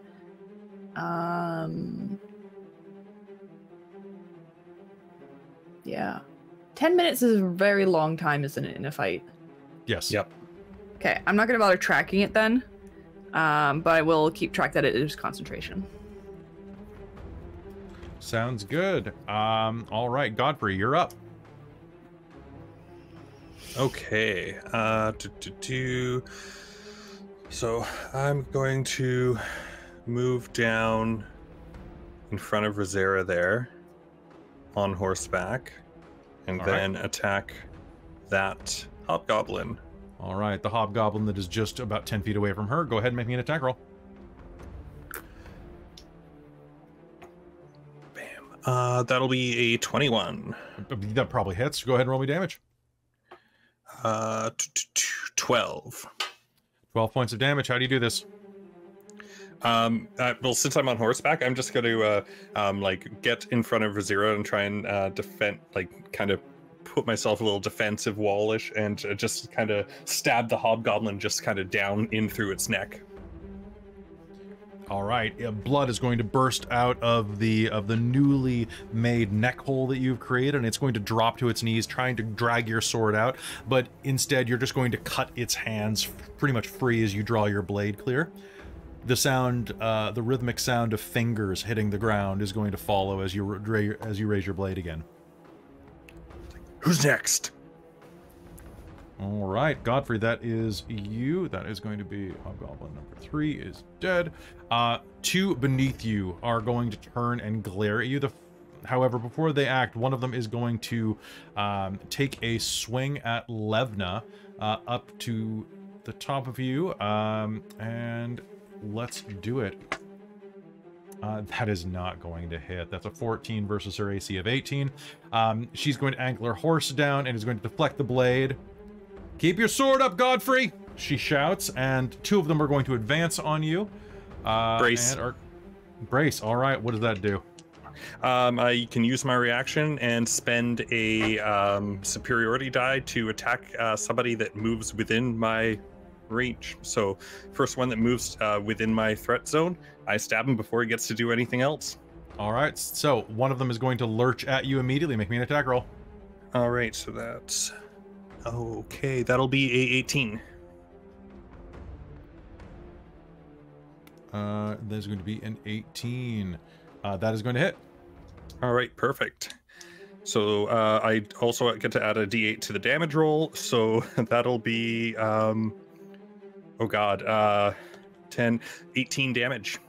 18 damage. All right, there is going to be a riposte as you bring your blade back around and bisect that one. And because I was reticent, we are, before the next one can make its attack, Cal, it is actually your turn.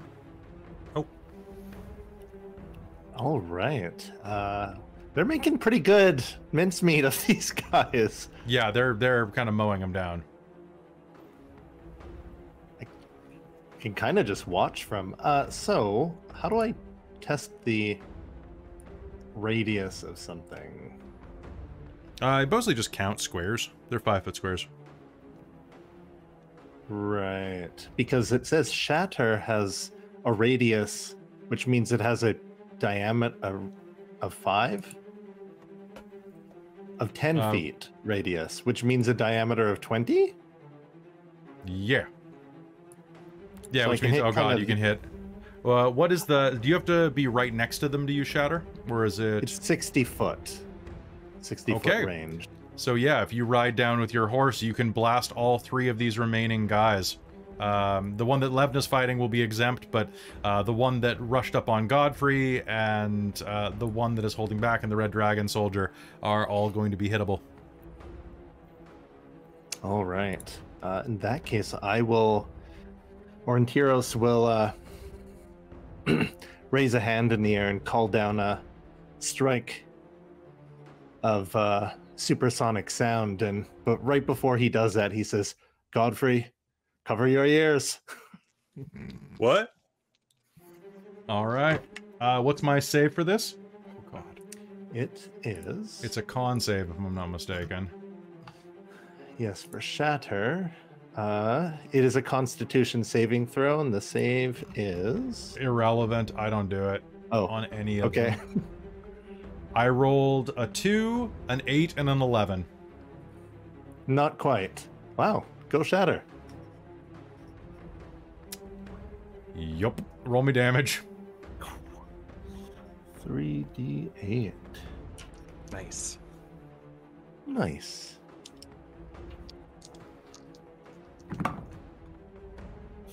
So 9 plus 8 makes 17. 17 damage. Oh my God. Hold on one sec. Let me just check something real quick. All right. So there is an can you please describe the sound of this? All right. Almost like it comes from the sky like thunder. It's more of like a resonance of his will that erupts from the ground. And everybody on the battlefield hears it. Can scare animals. It's like thunder splitting from the ground, but those that are in its immediate vicinity clutch at their ears and maybe even their eyes as... 2 of them are going to be so struck by this, their eyes are going to rupture, and you're going to see parts of their skull begin to expand as they fall to their knees. The two hobgoblins stuck in its blast die. What? The red dragon soldier is going to have blood pouring down through his beard, and is going to stagger barely up, and he rolled lower initiative than Hazeal. And Riz got Hazeal within 30 feet of him, so this is gonna suck. Fantastic. So because I don't have roll 20, it's just the one, right? Or like... Sorry? Yes, there is one next to Levna, and then there that has not taken any damage at all, this hobgoblin. But it's got Levna, Riz, and a horse between you and it. So it's not directly on you. And then there's a red dragon soldier that has taken a tremendous blast of sonic energy down to the south. Cool, cool. I'm going to look over... Kelara, you cast Sacred Flame, right? Yeah. Yes. Yes. Cool. I'm going to look over at Kelara and go, twinsies, and then cast Sacred Flame. Oh, crap. Okay, go ahead. Do it. Is that a save from me? It's a dexterity save. Okay, are you attacking the hobgoblin or the red dragon soldier? The red dragon soldier. I have an 11. That's not enough. And that is a 4. 4 points of damage? Yep. Okay, he's going to fall to his knees as the radiant flame dances around him, burning, singeing his armor and his clothing, trying to bat it out, but to no avail. He's going to fall on the ground, writhing in pain, barely alive, but still technically alive. He is going to, let's find out. Oh, that's not very much on a courage check. He is going to drop his belongings and start running. Which one is this? This is the red dragon soldier. Oh, the leader. The leader is going to drop his things and start running. Jen, do you have another action that Hazeal can do? I mean, if you let me have some fuckery, because that was a cantrip, I could quicken spell a spell. And... That's not fuckery. That's just the way the system works, if I'm not mistaken. Yes, but considering he started his action before me doing this, but I think it's cinematic. Cool, it's cinematic. Let's Cinematically, go with... how do you chase this man down? Probably with fire. I think that... What is this one? Yeah, that should do. Because its range is 120 feet, Moonbeam. Moonbeam will not start until it does not affect him till the beginning of his turn, which technically is right. Yeah, cinematic rules. Yeah. Okay. Cool. Yeah. Since we're technically. All right. And that's a save from me, right? Yeah, it's a Constitution save, but you still take half on a failed one. Well, I failed. So, do you want to just describe the punishment of the moon? Cool. Oh yeah, that was also like 15 damage. So. Cool. He's minus 14. Please describe this. Excellent. Yeah, I think. So Hazeal has leveled her warhammer at the retreating back of this this soldier, and just goes, oh, what? You can't outrun your fate, and just brings down the moonbeam in the daylight, which is weird, but yeah, the one of the moons of Kryn just suddenly appears in the sky and orbital lasers him. Basically, yeah. All right, he is gonna die like super hard. I'll mark off those spells. Okay. And is going to collapse on the ground as a charred husk. And we are at the top of initiative, where one confused hobgoblin is going to look around at all of his dead friends, but before he can process, because Rizira has an initiative of 28, Rizira... 29. Oh, 29, sorry. 29, sir.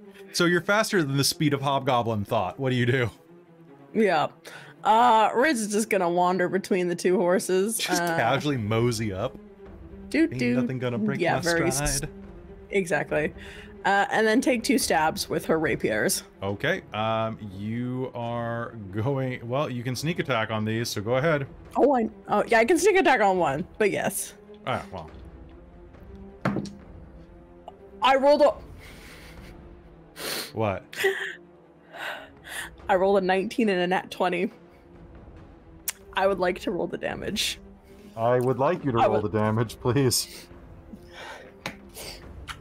This must be very gratifying after missing the first attack. Yeah, and the horse combat eating my movement. It's like, yep, this is nice. This is nice. So as you wander up, the hobgoblin holds its blade up and yells in Levna's face, not even really noticing you as you're coming because you're so short.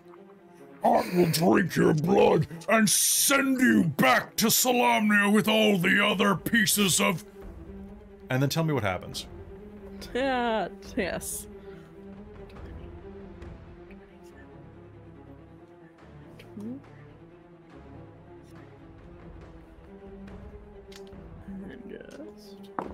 Are there special feats or weapons that give you a crit on 19 as well as 20? There are my additions. The Battlemaster, pardon me, not the Battlemaster, the Champion Fighter archetype has that.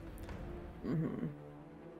Oh, cool! So they expand their range of critical range. That's the big thing about the Champion, is that they crit like crazy. So Riz is going to take her 2 rapiers and just perfectly stab this hobgoblin in the neck and just sever both of his arteries there, dealing 38 points of damage. You didn't quite do 4 times his hit points in damage. Close. Close. Wow. I think this is going to sever them so completely that as your blades cut through, you're going to see the skin flap to the side, and the arteries, kind of like garden hoses with the cranks turned up all the way, are just going to be kind of like vibrating underneath the skin as the Kender Blender does its work. And you are just going to see, like, the hobgoblin is going to turn and go, huh, the Kender. And it's just going to fall over dead. And with that, the battle is done.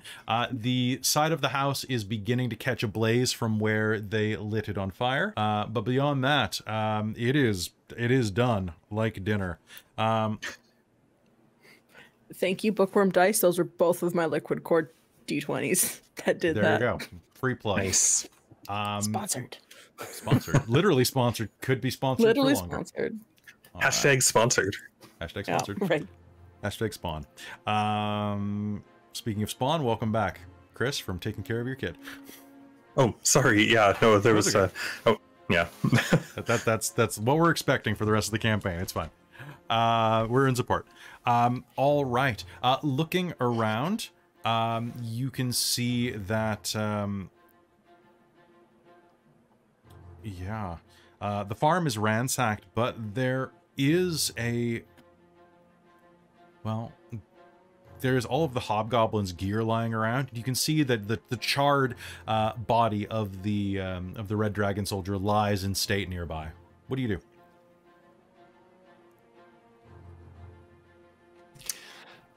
Well, we can't interrogate any of them, but perhaps one of them has orders. What? Rizira, get back here and control this horse. Don't know what I'm I think doing. one of them might have some orders or something. How do you move this thing? Oh my Yeah, gosh. just 1 second. Hazel That and was Rizira will loud. run back and get on Ispin. All right. I'll give you a Yes, but- hand up if you need it. Kelara will shift the horse closer as well. Shift Cookie over to join in with them. Nice. All right. Do you guys just let the house burn? Do you look around? What's going on? Oh no. Is there a well anywhere? There is a well nearby, actually. Yeah, it's a very traditional stone well with a bucket on a on a rope. On a I wanna- string. Wait a minute. Cantrip, control flames. Okay. I want to try and get into the house and make sure nobody's in it while it's burning down. All right. Heading into the house, go ahead and make me an investigation check.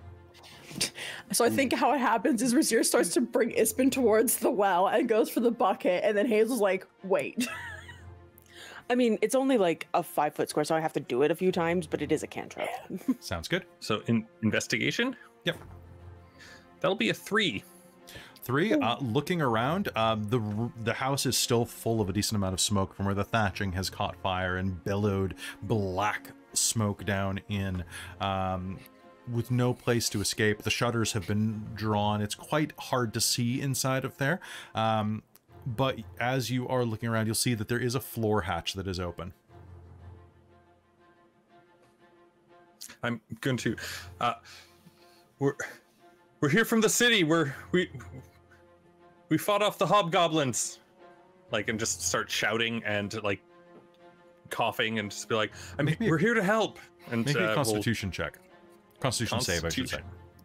Save. All right. So that would be a 18. Okay, cool. It is very smoky in here, but aside from your eyes watering, you're going to be able to kind of keep an eye out and look around. It takes you a full minute of scrounging around here to determine that there is no one here, although there is an old farmhand, probably, perhaps the farmer himself, at the back of the room, who has had his throat slit. Oh. Well, yeah, I'll try and bring him out. Okay. At least can take care of his body appropriately. All right, as you do, you can see Hazeal whirling her hands around, controlling the flame, putting the last of it out at the end of... It takes about a minute to put all of the flame out on the building. While Hazeal is doing that and Godfrey is rummaging around inside, what's everyone else doing? I think Aurontiros will check the command. We overheard them speaking initially when he was like, "You want to join the army, don't you? Take care of these fools." So it stands to reason that we can't interrogate him, but we can check the leader. Sounds good. Checking the leader, you will find that there is a small missive inside of his pouch, like basically just like a little rolled scroll, that carries the following message. The High Master requires soldiers, not thugs. Figure out which you have, then dispatch the ones not suited to the task. This is the Dragon Queen's will. You'll also find that the soldier there has quite a bulging purse among his belongings, with 200 steel coins in it. Rizira, what do you do? Rizira is going to look at the rest of the bodies and so looking at the rest of the bodies, among the 6 hobgoblin mercenaries and the red dragon army soldier, you are going to find that, well, there's not much more coin to speak of, nothing that's worth anything. But through your quick work, several of the hobs had been granted pairs of armor, like full chain shirts of armor. Pardon me, chainmail. In fact, enough that you have about 5 full suits of black chainmail, emblazoned with a symbol of Takasis. You could easily strip them down. Most of them were not damaged in any way that harmed the armor at all. Yeah, no, Riz will do that and be like, well, I guess if we ever wanted to, sneak in, this would be very good disguises. Though I don't know if I could quite wear chain myself, but maybe we could kinderize it. You could probably hide in this suit, like a suit of chainmail with Hazeal. Have Hazeal form the top. Because dwarves have broad shoulders, right? So we just do two small folk in a trench coat? Yeah, exactly. You're just the soldier that skipped leg day. Yeah. You've seen that one scene from Austin Powers Gold, member? Yes. It's just like that, with Mini-Me on the bottom and Austin on the top with his little legs. That's exactly what I'm picturing. So yeah, Rizira will get those five chain. All right. As you are looking through that, Kelara, can I get you and actually you're the only one that's not doing anything specifically, so you make me a perception roll. Okie dokie.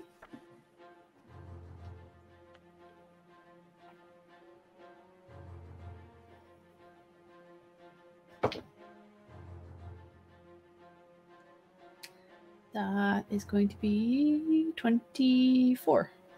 24. You will hear the sound of horse hooves approaching. Just, it seems like one horse. Riding from the area further to the east, you'll be able to spot through a copse of trees a single rider who you will recognize at this range. Hair cropped really short to his head, a full beard, human face, with a bit of a ranger aesthetic. Jay of Veldruz waves a hand at you and then pulls his scarf down, revealing his ginger beard.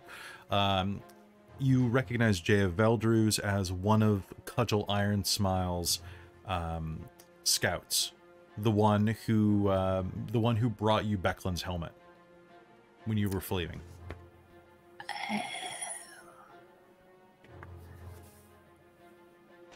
He raises a hand and waves at you. I will ride towards him, I guess. All right. So riding up to him, he'll reach down and stuff his pipe with a bit of tobacco and light it as you approach. It's good to see you. Good to see you as well. What are you doing all the way out here? Dealing with... All right. the bodies. Well... Are you helping with the scouting from the city? Most of the scouts have been lost on the other side, but I'm doing my best to take a look around here.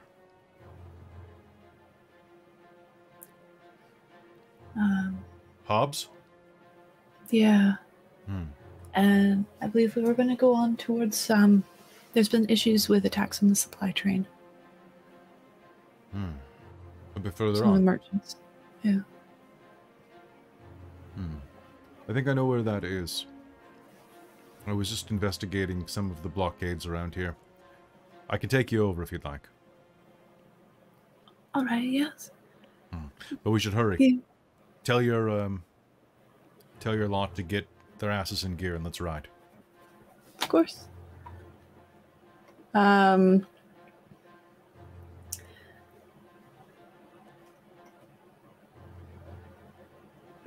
mean, she recognizes him and he was part of the thing.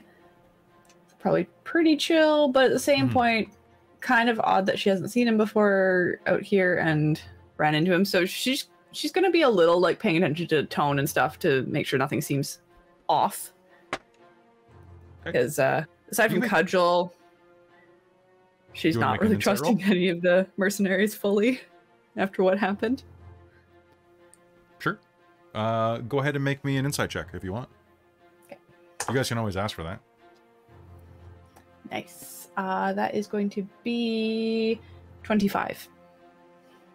As you can see, Godfrey pulling one of the pulling the farmer out of the house. You can see that Jayev's eyes are kind of they're darting a little bit. He kind of looks like over. They're upset or shifty. Shifty, nervous. Okay. She wasn't, which I wasn't going to get within like grabbing reach of anybody. But she'll get the horse to move back and go back to the others. We don't have much time. You should come on. Let the others know. Of course. Of course. We'll join you quickly. And she'll go back to the others. And all right. I think it left. Do me a favor. Oh, yes. You turn and ride, and you'll hear. Fuck. And then the unmistakable sound of a bowstring drawing taut. All right. What's your armor class? Depends. Did Hazeal recast mage armor? I was going to, and I never said it. That's true. Okay. Well, I had armor to bring me to that. Yeah, you were wearing a chain And the only shirt. reason I took it off was Hazeal casting. So I think if we didn't cast, yeah, I think that's valid. Kelara would have put her armor on. Yeah, that's valid. So I think I'd still be at 17. 17? Okay. It was only kind of like in the city where it wouldn't make sense that she was wearing it. Okay. Sounds good to me. But if she hears that low fuck, and she's going to try and react to spur her horse. This is somebody we know? Yes. Yes. You haven't noticed them yet, though. Okay. But I was just going to come back to let wondering you if guys know. I could. I'm not quite placing who this person is. Jay of Veldruz was one of the scouts, and he was the one that when you were riding away from Vogler, it was burning, ran up with Becklin's helmet. Wait, hold the boat, and did like the cinematic shot. Oh, okay. Thank you. Sure. So you'll hear, and a bow is drawn, and a pair of arrows are going to flash out at Kelara. One of them is going to rustle through a bit of your hair, getting out, flying and hitting into the ground in front of you. But the other is going to hit you, unless she will scream. So I have a hit, unless anybody has anything they want to do to that. 3, 2, okay, there we go. Silvery barbs. So one of the arrows is going to sail by you, pushing your hair out of the way, and as the second one draws back and fires, it's going to be a sudden, sharp, silvery flash of light that's going to drop it down by your horse. And with that, can I get an initiative roll? Off everybody. 2. Cool. Also, just to know, if there is a surprise round, Riz is alert and can't be surprised. Okay. So Riz, you're gonna be acting first, probably. I mean, I rolled a 4, so that's only a 16. Okay. And what's Only. Hazel's? 6. That's awesome. Okay, so I've got Aurontiros going first, followed by Riz, followed by Kelara, followed by... Wow, man. Like... Oh, actually, wait, no. Followed by Javev, because he actually has a decent initiative, followed by Kelara, followed by... Oh yeah, I gotta roll for 11 too. Okay, followed by Levna, followed by Godfrey, and Hazeal. All right, so Aurontiros, you're going to flash that out of the way, and the arrow is going to drop at Kelara's feet. What do you do?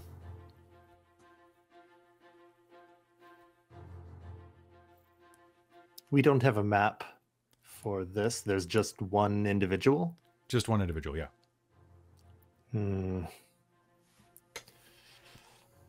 So he's about 40 feet away from you right now on top of a rise. Kelara is about 20 feet between the two of you.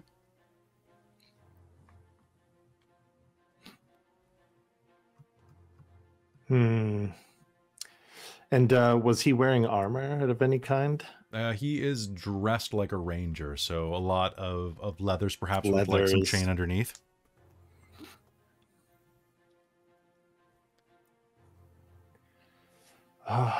Actually going to cast a Hunter's Mark. Okay. You have that? Yes, I do. Wow. I took that as part of the... It's a secret. I took that as part of the Fey Touched. Oh, nice. Figured it was kind of fitting. And Yeah, shoot stuff. back at him. All right, yeah, it's just one first level. Oh, you took it as part of Fey Touched. Is it from divination? You get a divination, or yeah, it's divination. Oh, it is divination. Okay, cool. I just was double checking. I'm literally reading this today. Oh, beautiful. All right, so Hunter's Mark is going to be placed on him. What do you do then? You gonna return an arrow to him? Yeah. Give him a taste of his own medicine. Make me an Stop attack right roll. there, criminal scum. All right, give it to me. I'm gonna throw going... my determination onto that as well. All right, go ahead. 11 plus... Don't worry, guys. I know how to play this game. I know you my do. dex plus my proficiency. Is that how we doing? That is correct. So 11 plus 6 is 17, and the determination is plus 2. Yep. So that's 19. All right. All right. So cinematically, do you want to dive forward, grab the arrow that he missed with, and fire it back at him? That is a... Oh, and I get to choose who the advantage goes to? Oh yes, with your silvery barbs, you would. So, to Riz has Kelara, the next move. since Okay, to Kelara. since he seemed to be targeting her, might as well. All right, sounds good. And that is going to be a hit. I'm So liking roll. these purple sparkly dice I got. Nice. And you have Sparkly had dice your are so determination nice. repurchased. Oh, thank you. All right. And the dex applies just to the weapon damage. The dex applies to the weapon damage as well. And So, don't forget your hunter's 10 mark. damage from the arrow, and Hunter's Mark adds 5, so 15. Holy crap, that is a great hit. Do you have anything you want to do with your bonus action? I think the bonus action was the Hunter's Mark. Oh, you're right. My bad. All right. So I'll double bonus check. No, you're right. It is. All right. So fire diving forward. You pull that missed arrow up, fire it back into the side of him, which is going to impact him and burying in his shoulder. He is not down, but is injured with an arrow jutting out of his shoulder. Rizira, it is your turn. He is, as I said, about 40 feet away from the crowd of you. Okay, had we gotten back on horses yet, or were we still kind of looting through bodies? You are still looting through bodies at this point. Okay, so he's about 40 feet away from me? Yeah. Okay. All right. I will run and then bonus action dash to get that. Okay. At him. Getting right up close and personal with him. Sounds good. Go ahead. Are you gonna do slashy and that's it? Slashy? I will slashy. Okay. I would like to do non-lethal slash, so I think she's going to try and, like... Is he on the horse? He is on a horse. Okay. How would I realistically non-lethally I mean, you can just stab him in non-vital parts of his legs and, like, hips and stuff to disable, not to kill. Yeah, okay. Yeah, that'll happen then. You know, rapier pressure points. Yeah, exactly. All right, go ahead, make me an attack roll. Alrighty, that's pretty darn good. That's going to be a 21 to hit. Yep, that's above his armor class. Let's see, I can't even parry to get that out of here. Crap. Okay, so that's gonna go through his defense. That sucks. Perfect. Because I am my own best friend, I get a sneak attack as well. All right, give it to me.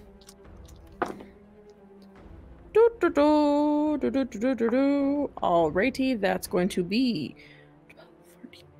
16 points of piercing damage. All right, diving forward, you are going to use your burst of roguish speed to rush up on the bandit astride the horse. Well, the former scout astride the horse, and bury your blade in the side of his hip. And question. Yes. Can I take my remaining feet of movement from my dash, because I only used 10 of my 30, to mount the horse? Yes. Because it's dumb. Yes. All right, so I think Riz is going to do that while he's, like, stabbing down. She's going to, like, climb up on him. I think you're going to use your rapier as a step stool. That's while it's buried in his hip. Yep. All right, so Puss in Boots. Okay, so she's a kender. All right, so astride the back of the horse, he is going to scream in pain and is going to kick his horse into a full gallop with you on the back of it, trying to get away. And is going to, well, not a full gallop. He's going to have it do a full move, trying to ride back into the copse of trees a good 100 feet to the east. And while you are back there, he is going to draw his dagger and attempt to strike you twice while riding this horse. It is not the first round, so I don't get my bonus anymore, but Riz is... Does an 18 hit you? Yeah. Okay. But does a 14? No. Okay. His dagger is going to lash out at you, and at this range, he cannot use sneak attack because he is not like you. But that is still going to be, he is going to bring his blade back into your side, slashing across. Most of it's going to be absorbed by your armor, but there are going to be 6 points of slashing damage that are going to get through. Okay. I guess I probably shouldn't have gotten on. I could have, So he stabs behind him as he tries just to skewer you as you are riding away. Rushing forward, he moves 60 feet toward the woods, meaning he is 80 feet from the rest of the, pardon me, he is 100 feet from the rest of the group. He is 80 feet from Kelara. Kelara, it is your turn. He is riding off with your kender. Okay. All right, well, I was facing away. Mm-hmm. But I guess I will try and do a tight turn to be like, oh god, what's happening? In D&D 5e, horses turn on dimes. It's the one thing that the rules actually work with. Did he make it into the trees, though? Oh, actually, Jen, yes, horses can dash on their own with their bonus action, can't they? So in that case, he actually would have been another 60 feet ahead of you, because warhorses have 60 movement feet, right? So he is going to be at the edge of the tree line at this point. So he is actually 140 feet away from you. 140 feet from me. Yep. But I forgot that your horses can dash as a bonus action, because mounted rules are weird in 5e. Yeah, Okay. it's one of the 3 actions they can take. As I have been reading the rules extensively and have some opinions to talk about later. We but... will probably have to discuss this because the rules are complex, and also you might not be, you don't get too used to having horses because you won't have them the entire time, because that's not the way that games work. Well, we can't take Fair them enough. into dungeons. Dungeoneering This is why playing Cavaliers is always weird, and why you can't play them in most games, because it's like, what, you're not going to bring a horse into a pyramid. Yeah. Not with that attitude. Shut up. That's why for like these quests I was doing things with like Riz trying to like start to bond and learn moves so that she could maybe get better with the horse, because yeah, mountain combat. I figured we're going to be traveling a bit, so like some of it. I've played enough Skyrim to know that horses can climb a pyramid easily. Yeah, but these are Witcher horses, so you'll lose them on roofs, okay? Oh. They're gone forever. Just buy a roach. All right, so Kelara, it is quite a ways away from you, but you're on a horse, so you could do a run and something. Well, I actually only need to get within 20 more feet. You Because Guiding can Bolt has 120 foot range. Oh crap! All right, guiding bolt me. As she's gonna just shriek incredibly shrilly like Rizira's name, and I'm not gonna actually do it because that would be evil. You have advantage, by the way. Oh, and you have advantage on this because Even of silvery barbs. All right, well, Please let's don't try out double dodge. my Good thing she has new dice, and we will see what happens.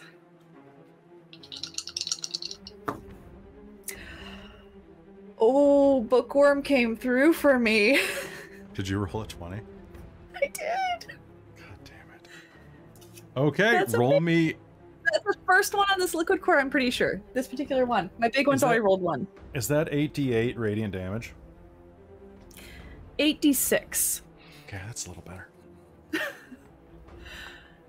So actually, let me just pull up a dice roller because I'm not rolling that many.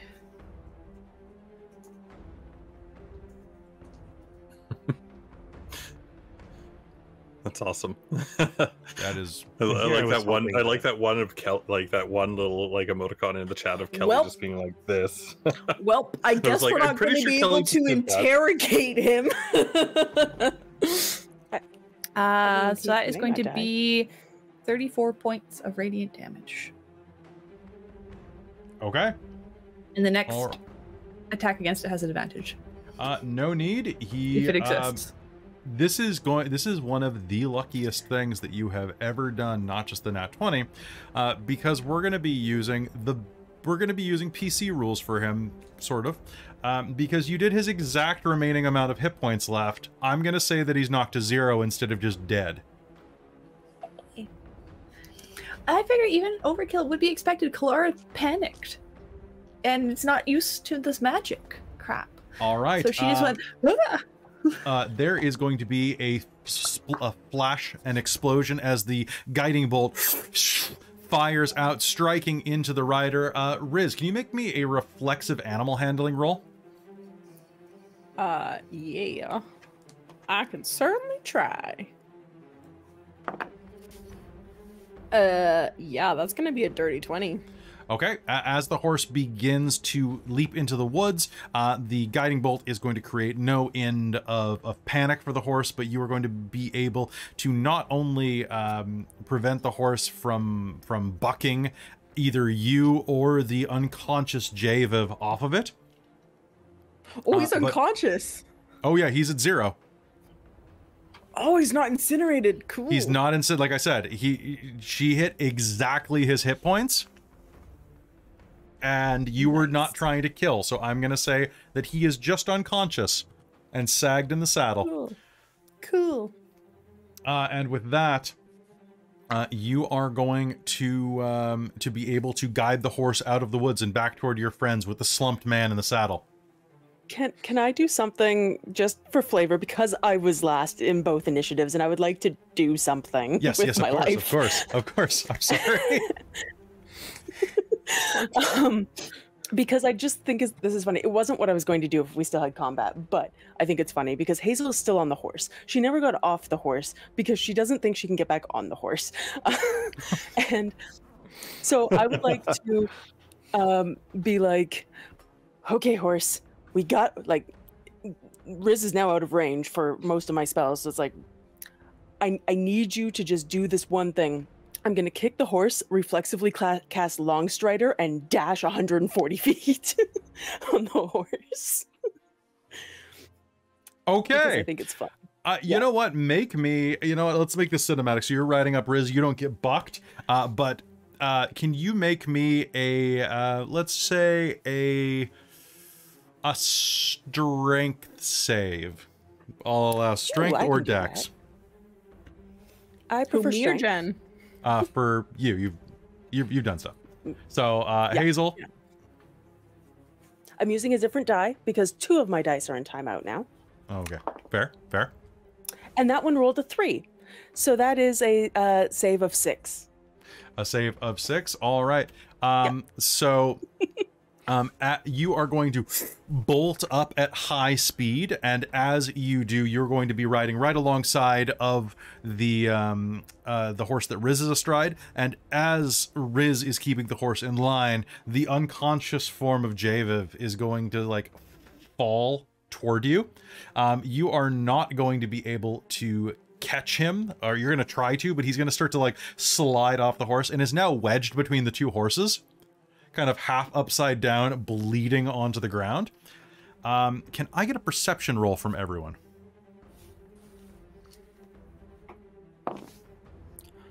16. What the hell? Oh, thank God. 18 on the new die. The 4th one I've rolled this game. This is the second nat 20 on this dice, so 28 for Riz. 25. 25. 17. Beautiful. Okay. So 25. Everybody rolled above 15, didn't you? Wow, good for you. From the edge of the woods, you're able to see down where the valley where the hills kind of slope into a bit of a valley heading south. And to the south there, you are going to see soldiers about a mile away. Black shapes, a small contingent, probably about, a few dozen, making their way north. Did anybody get above a 20? Okay. 22. Okay. What did you both get? Remind me again. It was 28. 25. Okay. Oh, 25. It was the base. Both of you, as you see this stream of soldiers headed up your way, they're about a mile and moving at a little bit of a slow tick. But as you look down, you're going to recognize that they're neither wearing Kalaman or the Dragon Army's colors. Right. Godfrey, Hazeal, Kelara. Even you too, Levna. If you will. Could you see it too, Rizira? Yeah. That's no Dragon Army banner there. Doth thine elven eyes deceive me? Or No, I don't think they don't. What is it? They're doth betrayal. this unconscious, dead? No, I think it's Messenger? feel a pulse a little bit. Seems that Cudgel's mercenaries, the rest of them, have followed suit and joined up with the Red Dragon Army. And sure enough, as you look to the south, you will see the battered stander of the Ironclad Company, kind of slowly marching north. What do you do? They're probably about 15 minutes away. Do you see how many of them there are? Yeah, You said there were 12. about 2 dozen? Probably 2 dozen or 12. About 3 dozen. 3 Oh, dozen. 3 dozen. And that's including all of the of Cudgel's previous mercenaries, or including the other soldiers? So these soldiers look to be, none of them are wearing Kalaman colors or Dragon Army colors. Oh. This is just a single one at the back, who is carrying the standard of the Ironclad Company. Rizira's gonna start slapping the unconscious form on the horse. Hey! I mean, he's braced between our horses, which is what I was going to try and deal with. Oh, right, yes. Let's Make try me a and lift strength his check. He fell over. Yeah. That's what Hazel's doing, is trying to be, oh god, don't trample the dude. I'm back to it. That's an 8. An 8? Oh. He's going to start to slowly slide toward the ground. Help! Oh, yeah. Riz will try and lean Okay. over. And... All right, Riz, if you're going to assist Hazeal, you can roll that again. Okay, thank you. As I'm running out of D20, but Rizira's it failed holding me. him up by his belt. That's better. That is a 22. Okay, so you're going to be able to grab him by the scruff of his neck and pull him back up to a vertical spot next to Rizira. Okay, there we go. That is such an awkward angle to try and haul someone. All right, what are you all doing? What's north? We came from the east, or from the west of here. And went east, north right? is mostly farmland. And they tried to kill Kelara. Shit. That's too many for it. I don't think we can go up against them. There's far too many. We're not If- fighters. Not all of us, at Unless. least. You're not a trained mercenary. Well, doesn't mean I couldn't be. There's 36. What if... Do we know if the farmlands that they're heading towards have been evacuated yet, or if there's still people there? Hey, Kelly, sorry, out of character for a minute. Yes. I just want to see if I remember correctly. Because out here there were the 2 side quests, right? So there was the The blockade. the blockade, and then so I'm just wondering if this has anything to do with either of those, or if it looks like it's You completely can make me separate. an insight roll. Cool, thank you. That's a 16. A 16. You are going to see that next to the soldiers, looking kind of like checking the vibe real quick, the soldiers are walking with a bit of a weary step to them. Behind them, you can see a pair of supply wagons, pretty badly damaged, that look like they've been singed a bit and are bearing a standard that you recognize as the one that matches the armor of the Red Dragon Army. Is kind of trailing in the background, kind of being dragged.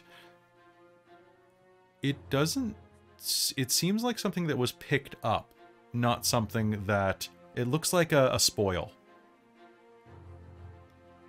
And as you are looking at them, you're going to see that marching at the front, for most of their horses are not with them, you are going to recognize near the front of their group the gait of a dwarf. You're getting a surprisingly good vibe off of this, actually, Hazeal. Yeah, enough that I'm also going to just take a look around to see if there could have been something else he was maybe going to fire at, or when he fired at Kelara, just trying to think back, because I was distracted in Hazeal was distracted. Wait. So she wouldn't have seen anything, and her passive perception is awful. But Did this guy say that just that Becklin was dead, or that Cudgel and everyone else was as well? He said that Becklin was dead. Okay. And, actually. No, you will remember that he did imply that everyone was dead at the very least. he implied it, but he never actually said it. Yeah, Riz is trying to wake him up once he's up, right? I'm going to point out that banner looking more like a spoil than anything else, and I'm going to be like, I think they made it out. And Riz, make me a medicine check to try to wake him up. All right. Medicine, you say? They made it out. 17. Okay. And you're gonna smack Jayev awake, and he's what? What? Hey, pay attention. Why did you fire on Kelara? If you're gonna kill me, kill me. Oh, I want answers. Why are you attacking us?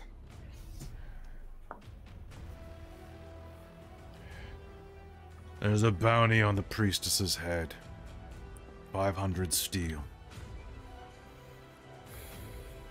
And what are the rest of your group doing that we see over there? My what? And he's gonna turn and look south. Are you acting on your own? And I'm going to cast silence just to make sure that he doesn't like scream for them. Just he's gonna shout, but not for them. But he is too weak to try. He's gonna try to scrabble off the horse, but is just going to slump onto it. Can I make an insight roll on his reaction? Yeah, like, is it like an elation? You totally can. Once I realize that he can't really shout to them, that I'll pull the silence off so we can actually talk. But 25 on insight. You are going to smell fear. Kendra can smell fear. You know that, right? Mm-hmm. You definitely smell fear on this. Oh, did you betray your own group now? Should we bring you to them? See what they would do for you? Well, personally, knowing Cudgel, I think she's not very forgiving.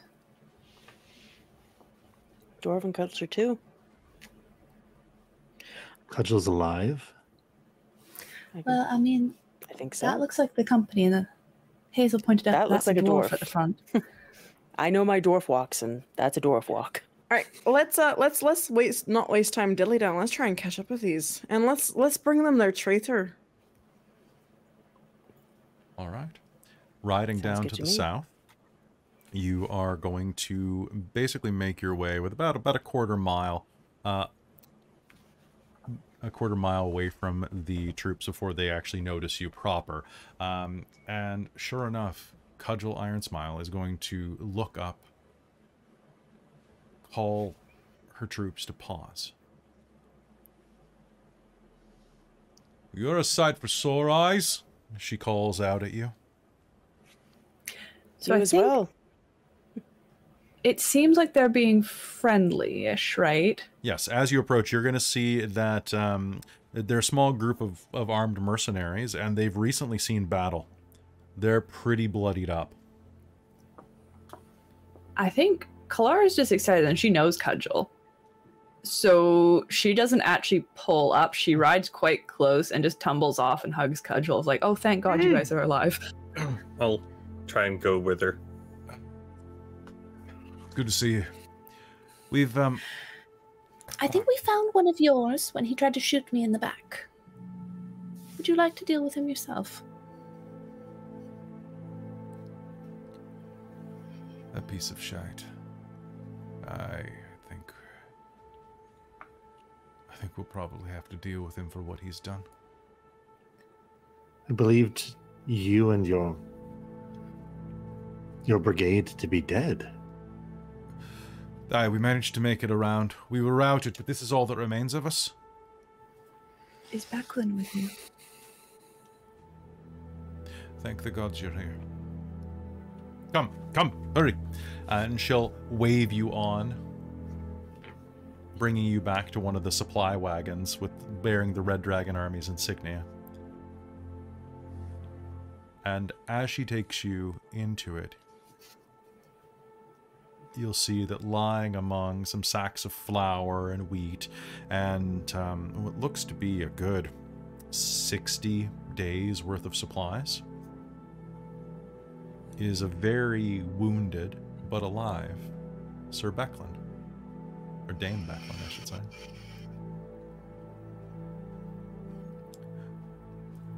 That bastard stabbed her in the back and took her helmet, left her for dead.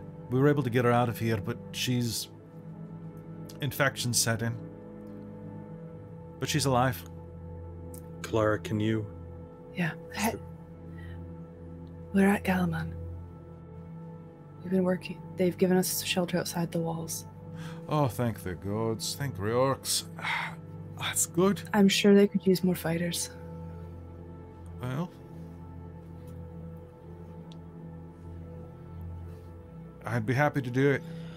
I think the men would as well. Once you get some rest, yes. Who's the most Also, wounded? Besides Becklin. Probably Toby. Lost his hand. We were routed around all the way over here. And as we were coming up, some of these dragon men things, they'd blocked off a bunch of farmland over at the Eastwell border. Lost about 5 good men doing it, but we stopped it. They had 2 months worth of rations. Oh, and this thing. She reaches down next to Becklin and pulls up this globe, this small round thing that begins glowing as she kind of tosses it in the air. If you fight for it, you can ponder it. Ooh, do you know what this is? Yeah, what is it? It looks very interesting. I'm just curious. Kalara's gonna poke at Cudgel as well because she seemed pretty injured too. All right. Did you heal Becklin? Not yet. What I was trying to do was, because I could have just cast cure wounds at a 2nd level on one person, or I could have up to 6 creatures of my choice gather in an area and get Prayer of Healing 2d8. Fair. That would probably be useful. So with a little bit of work, you can gather everybody up. I'd like Hazeal and anybody who's proficient in Arcana can make me an Arcana roll to see if they recognize what this thing that Cudgel's playing with is. Also, if you're looking to give someone things, Rizira did get hit in the fight, so I could also use healing. Not too much, but if you're looking for extra people for Prayer of Healing. That's why I was just kind of like, who's the most hurt? Like, how many can I get of the worst injured? 6 for 1. Type spellcasting. Right. That's a 17 for Arcana. 17 for Arcana? Perfect. This is a drift globe.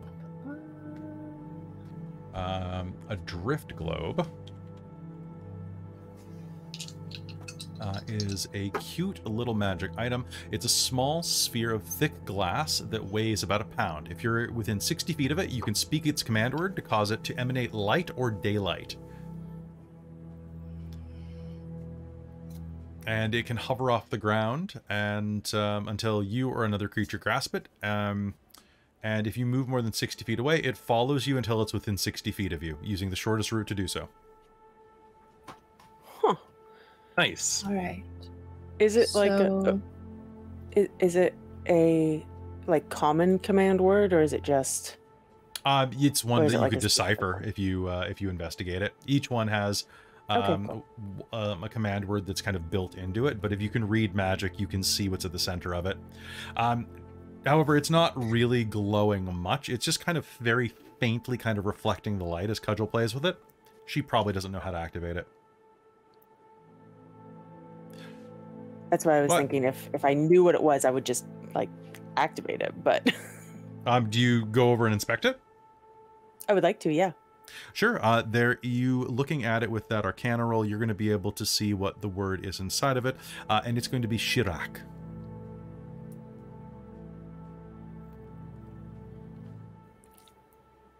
Can you pronounce that again, knowing that I'm hard of hearing? It is the same command word as the Staff of Magius. Shirak. Or Shirak. Okay. Shirak. I think just as she's looking at regardless of what everyone else is doing, at some point she's just going to murmur that under her breath as she figures it out. And are you asking it to cast daylight or just light? with this?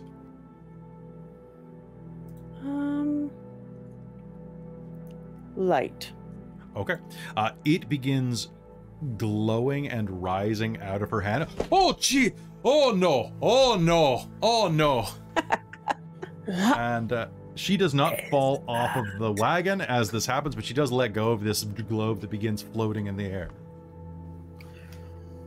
It's a drift globe. A what? Hey! Well, if you seem to like it that much, 50 steel coins and it's yours.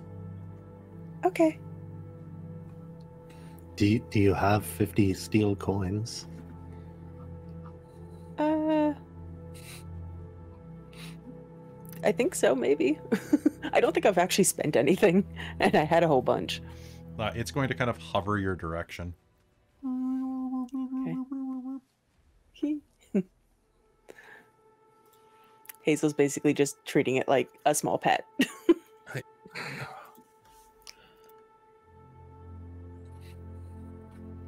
And it will slowly buzz down into your hand, pulsating slightly. Whew. We can handle the actual exchange later. All right, Kelara, I think this is everyone who's injured.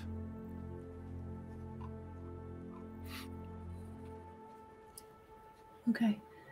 And I guess she will climb up to be as close to everybody as possible.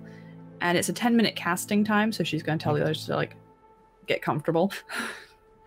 And basically chant with her staff for probably some very long-winded prayer to Mishakel of some sort.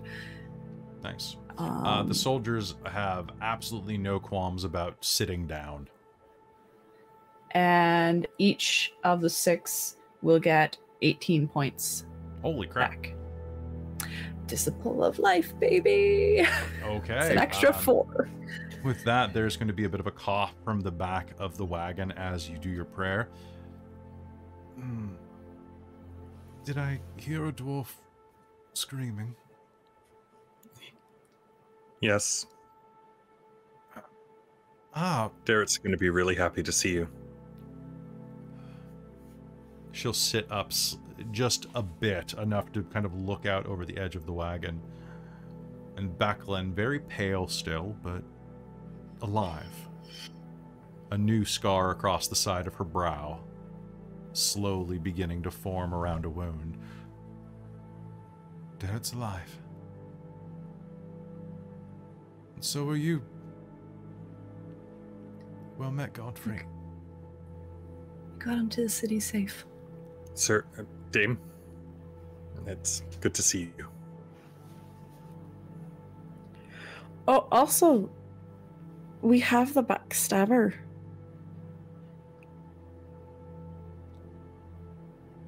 Good.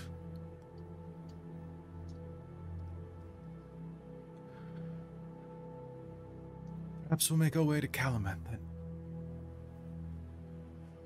I imagine that Marshal Vendry would be happy for the additional assistance. A cudgel?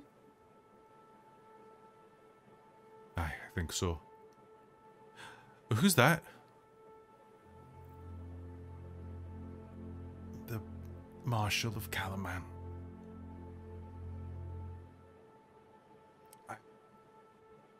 I'm very sorry. I'm going to nap for a bit. Well, in that case, perhaps we could all use a moment to catch our breath. And finding an opportune time to take out the loot, Aurontiros will sing an elven song of rest. Beautiful. All right, anybody For wants to spend their everyone hit dice, near go ahead. Plus No, an but I extra will get a superiority die back. an extra D6 Nice. if we're doing a short rest. Yes, right now it's a D6. Nice. Not bad. All right. And with that, you rest, you recuperate, and as you head back to Kalaman to report your findings and to bring them the surviving troops. You'll do so at level 5.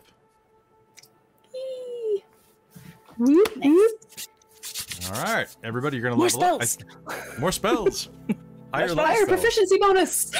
Proficiency bonus. Yeah. Yeah, proficiency bonus. Yeah. Well, I think I get a second attack at level 5. I get haste and counterspell now. I think through all this though, Monster. once we start moving again, Kalara's gonna I think start wearing her hood up. Because apparently there's a bounty on her head. Oh, I get uncanny dodge! Level 5. All right, so folks, we're going to call game here for the night as you're headed back. Let's go ahead. Everybody roll your hit points. Let's do it. Let's get to that next level. Right. 9. 9. Good. Remember, 1s are test rolls and 2 are the friends of test rolls. Oh, I rolled Excellent. 1. I rolled a 1 and then an 8. Perfect. My first 8. Oh, Thank the heavens. I only Nice. have, my con is +0. nice. Oh boy. I rolled max. Woo. Nice. How do I Adventure math? dice gave me like a foresty set. Remember that Oh, with the time set you won? I won that? Perfect. Yeah, they're kind of like hard to see, but they're kind of like an orange foresty kind of coppery. Sorry, green, I am not orange. 2 points off of nice now in my hit points. That's not the way it works. Oof. 2 points off of what? Nice. Off of Yes. nice. Jeez. Right, got you have 67 a hit bunch of points. feet that Right. nice. What's the I have cleric hit 48 dice? HP. The cleric hit dice is 10. D8. But I also have tough and I have a con of 18. So I get +4. +4 +2, so you always get 6. Yeah. Yeah. So the Always get a minimum you can yeah. gain is 7, and the maximum you can gain is The minimum she can get is 9 because of rerolling 1s and 2s. Yeah. Mhm. Yeah. Right. I know. It's pretty. Damn. It's broken. Whereas but- I just got 9. So 9 you was get the maximum I 14. could Wow. get. All right. So everybody, welcome 8 to is the maximum. level 5. we go. Amazing. All right. All right, folks, that is going to be it. Everybody's rolled their hit points. Everybody has gotten some good numbers. Fantastic. My And snack attack went up. okay, and I get a roll for Levna. One sec. That's a Woo. 4. So Levna now Nice. has 46 hit points. I'm trailing just behind Kelara. Nice. All right. So, folks, that's going to be it for us tonight in this episode of Dragonlance Shadow of the Dragon Queen. I wanted to keep it a little shorter this episode so that we could get used to having, like, Chris back, and you could do these side quests. Next episode, we are hopping in with the real mission, and we're going to be jumping right into that as we go to Wheel Watch Outpost. Didn't quite make it this episode, but hopefully we will next time. With that, thank you so much for tuning in. A big thank you to our sponsor, Bookwyrm Games. If you want to learn more about them, definitely check them out. If you were down in Seattle this weekend, definitely go by Emerald City Comic Con where they are on the floor and check them out. Say that Dorktales sent you and ask for Michael. Sorry, that's bookwormgames.com. Bookwormgames.com. Bookwormgames.com. They've got tons of great stuff. They are responsible for many, many criticals tonight. They have the most beautiful swirly dice, edible dice. They have just so many fantastic things, including their mystery boxes, which are available now for the first time. Also, if you use code DorkTales2023, you can save 10% on your order, and if your orders are more than $100, you don't pay for shipping either. And given that they have some of the most affordable, beautiful dice on the market, it's a win-win. So with that, I have to say thank you very much to Bookwyrm for sponsoring the stream and for allowing us to continue to do the things that we do. We love you very much. And who else we love are our patrons at patreon.com/dorktales, which... not the least of which are our world-building producer, Jade, the maker of monsters, my divine producer, my mom, Jan, my demonic producer, Precarious, my wizard of the Patreon, Tammy, the forever cleric, and, of course, my high council of Patreon, my High Council of the Patreon, that is. Taryn the Traveler, Buddy, Trizelta, Amberthist, Cubby Gummy, Raven with Baubles, Karasha Urquhart, Drew Thompson, Sergio, Chef Eladeth, LaRook, and Sorcerer Sanguine. I have to thank it to the patrons because I said that if the patrons made it to 140 patrons by the end of February, Becklin would live, and we hit 142. We're back down below that, but hey, I honor my word when it comes to Becklin. If you want to help them by heading over to patreon.com/dorktales, you get access to a bunch of behind-the-scenes stuff. There was a podcast episode that just dropped today with me and Cal, where we talk about bears, cocaine bear, vampires, and hair loss in your 30s. It was a lot of fun. You also get a bunch of advanced content, so check it out if you can. We'll be back on Saturday night with Mage the Ascension, the Victorian Age, and then Sunday with Spelljammer. And if you're on the Patreon Sunday evening, you can watch Technocracy, ran by Jen. With that, that's going to be it for us tonight. Love you all very much, and we'll see you next time. Goodbye, everybody.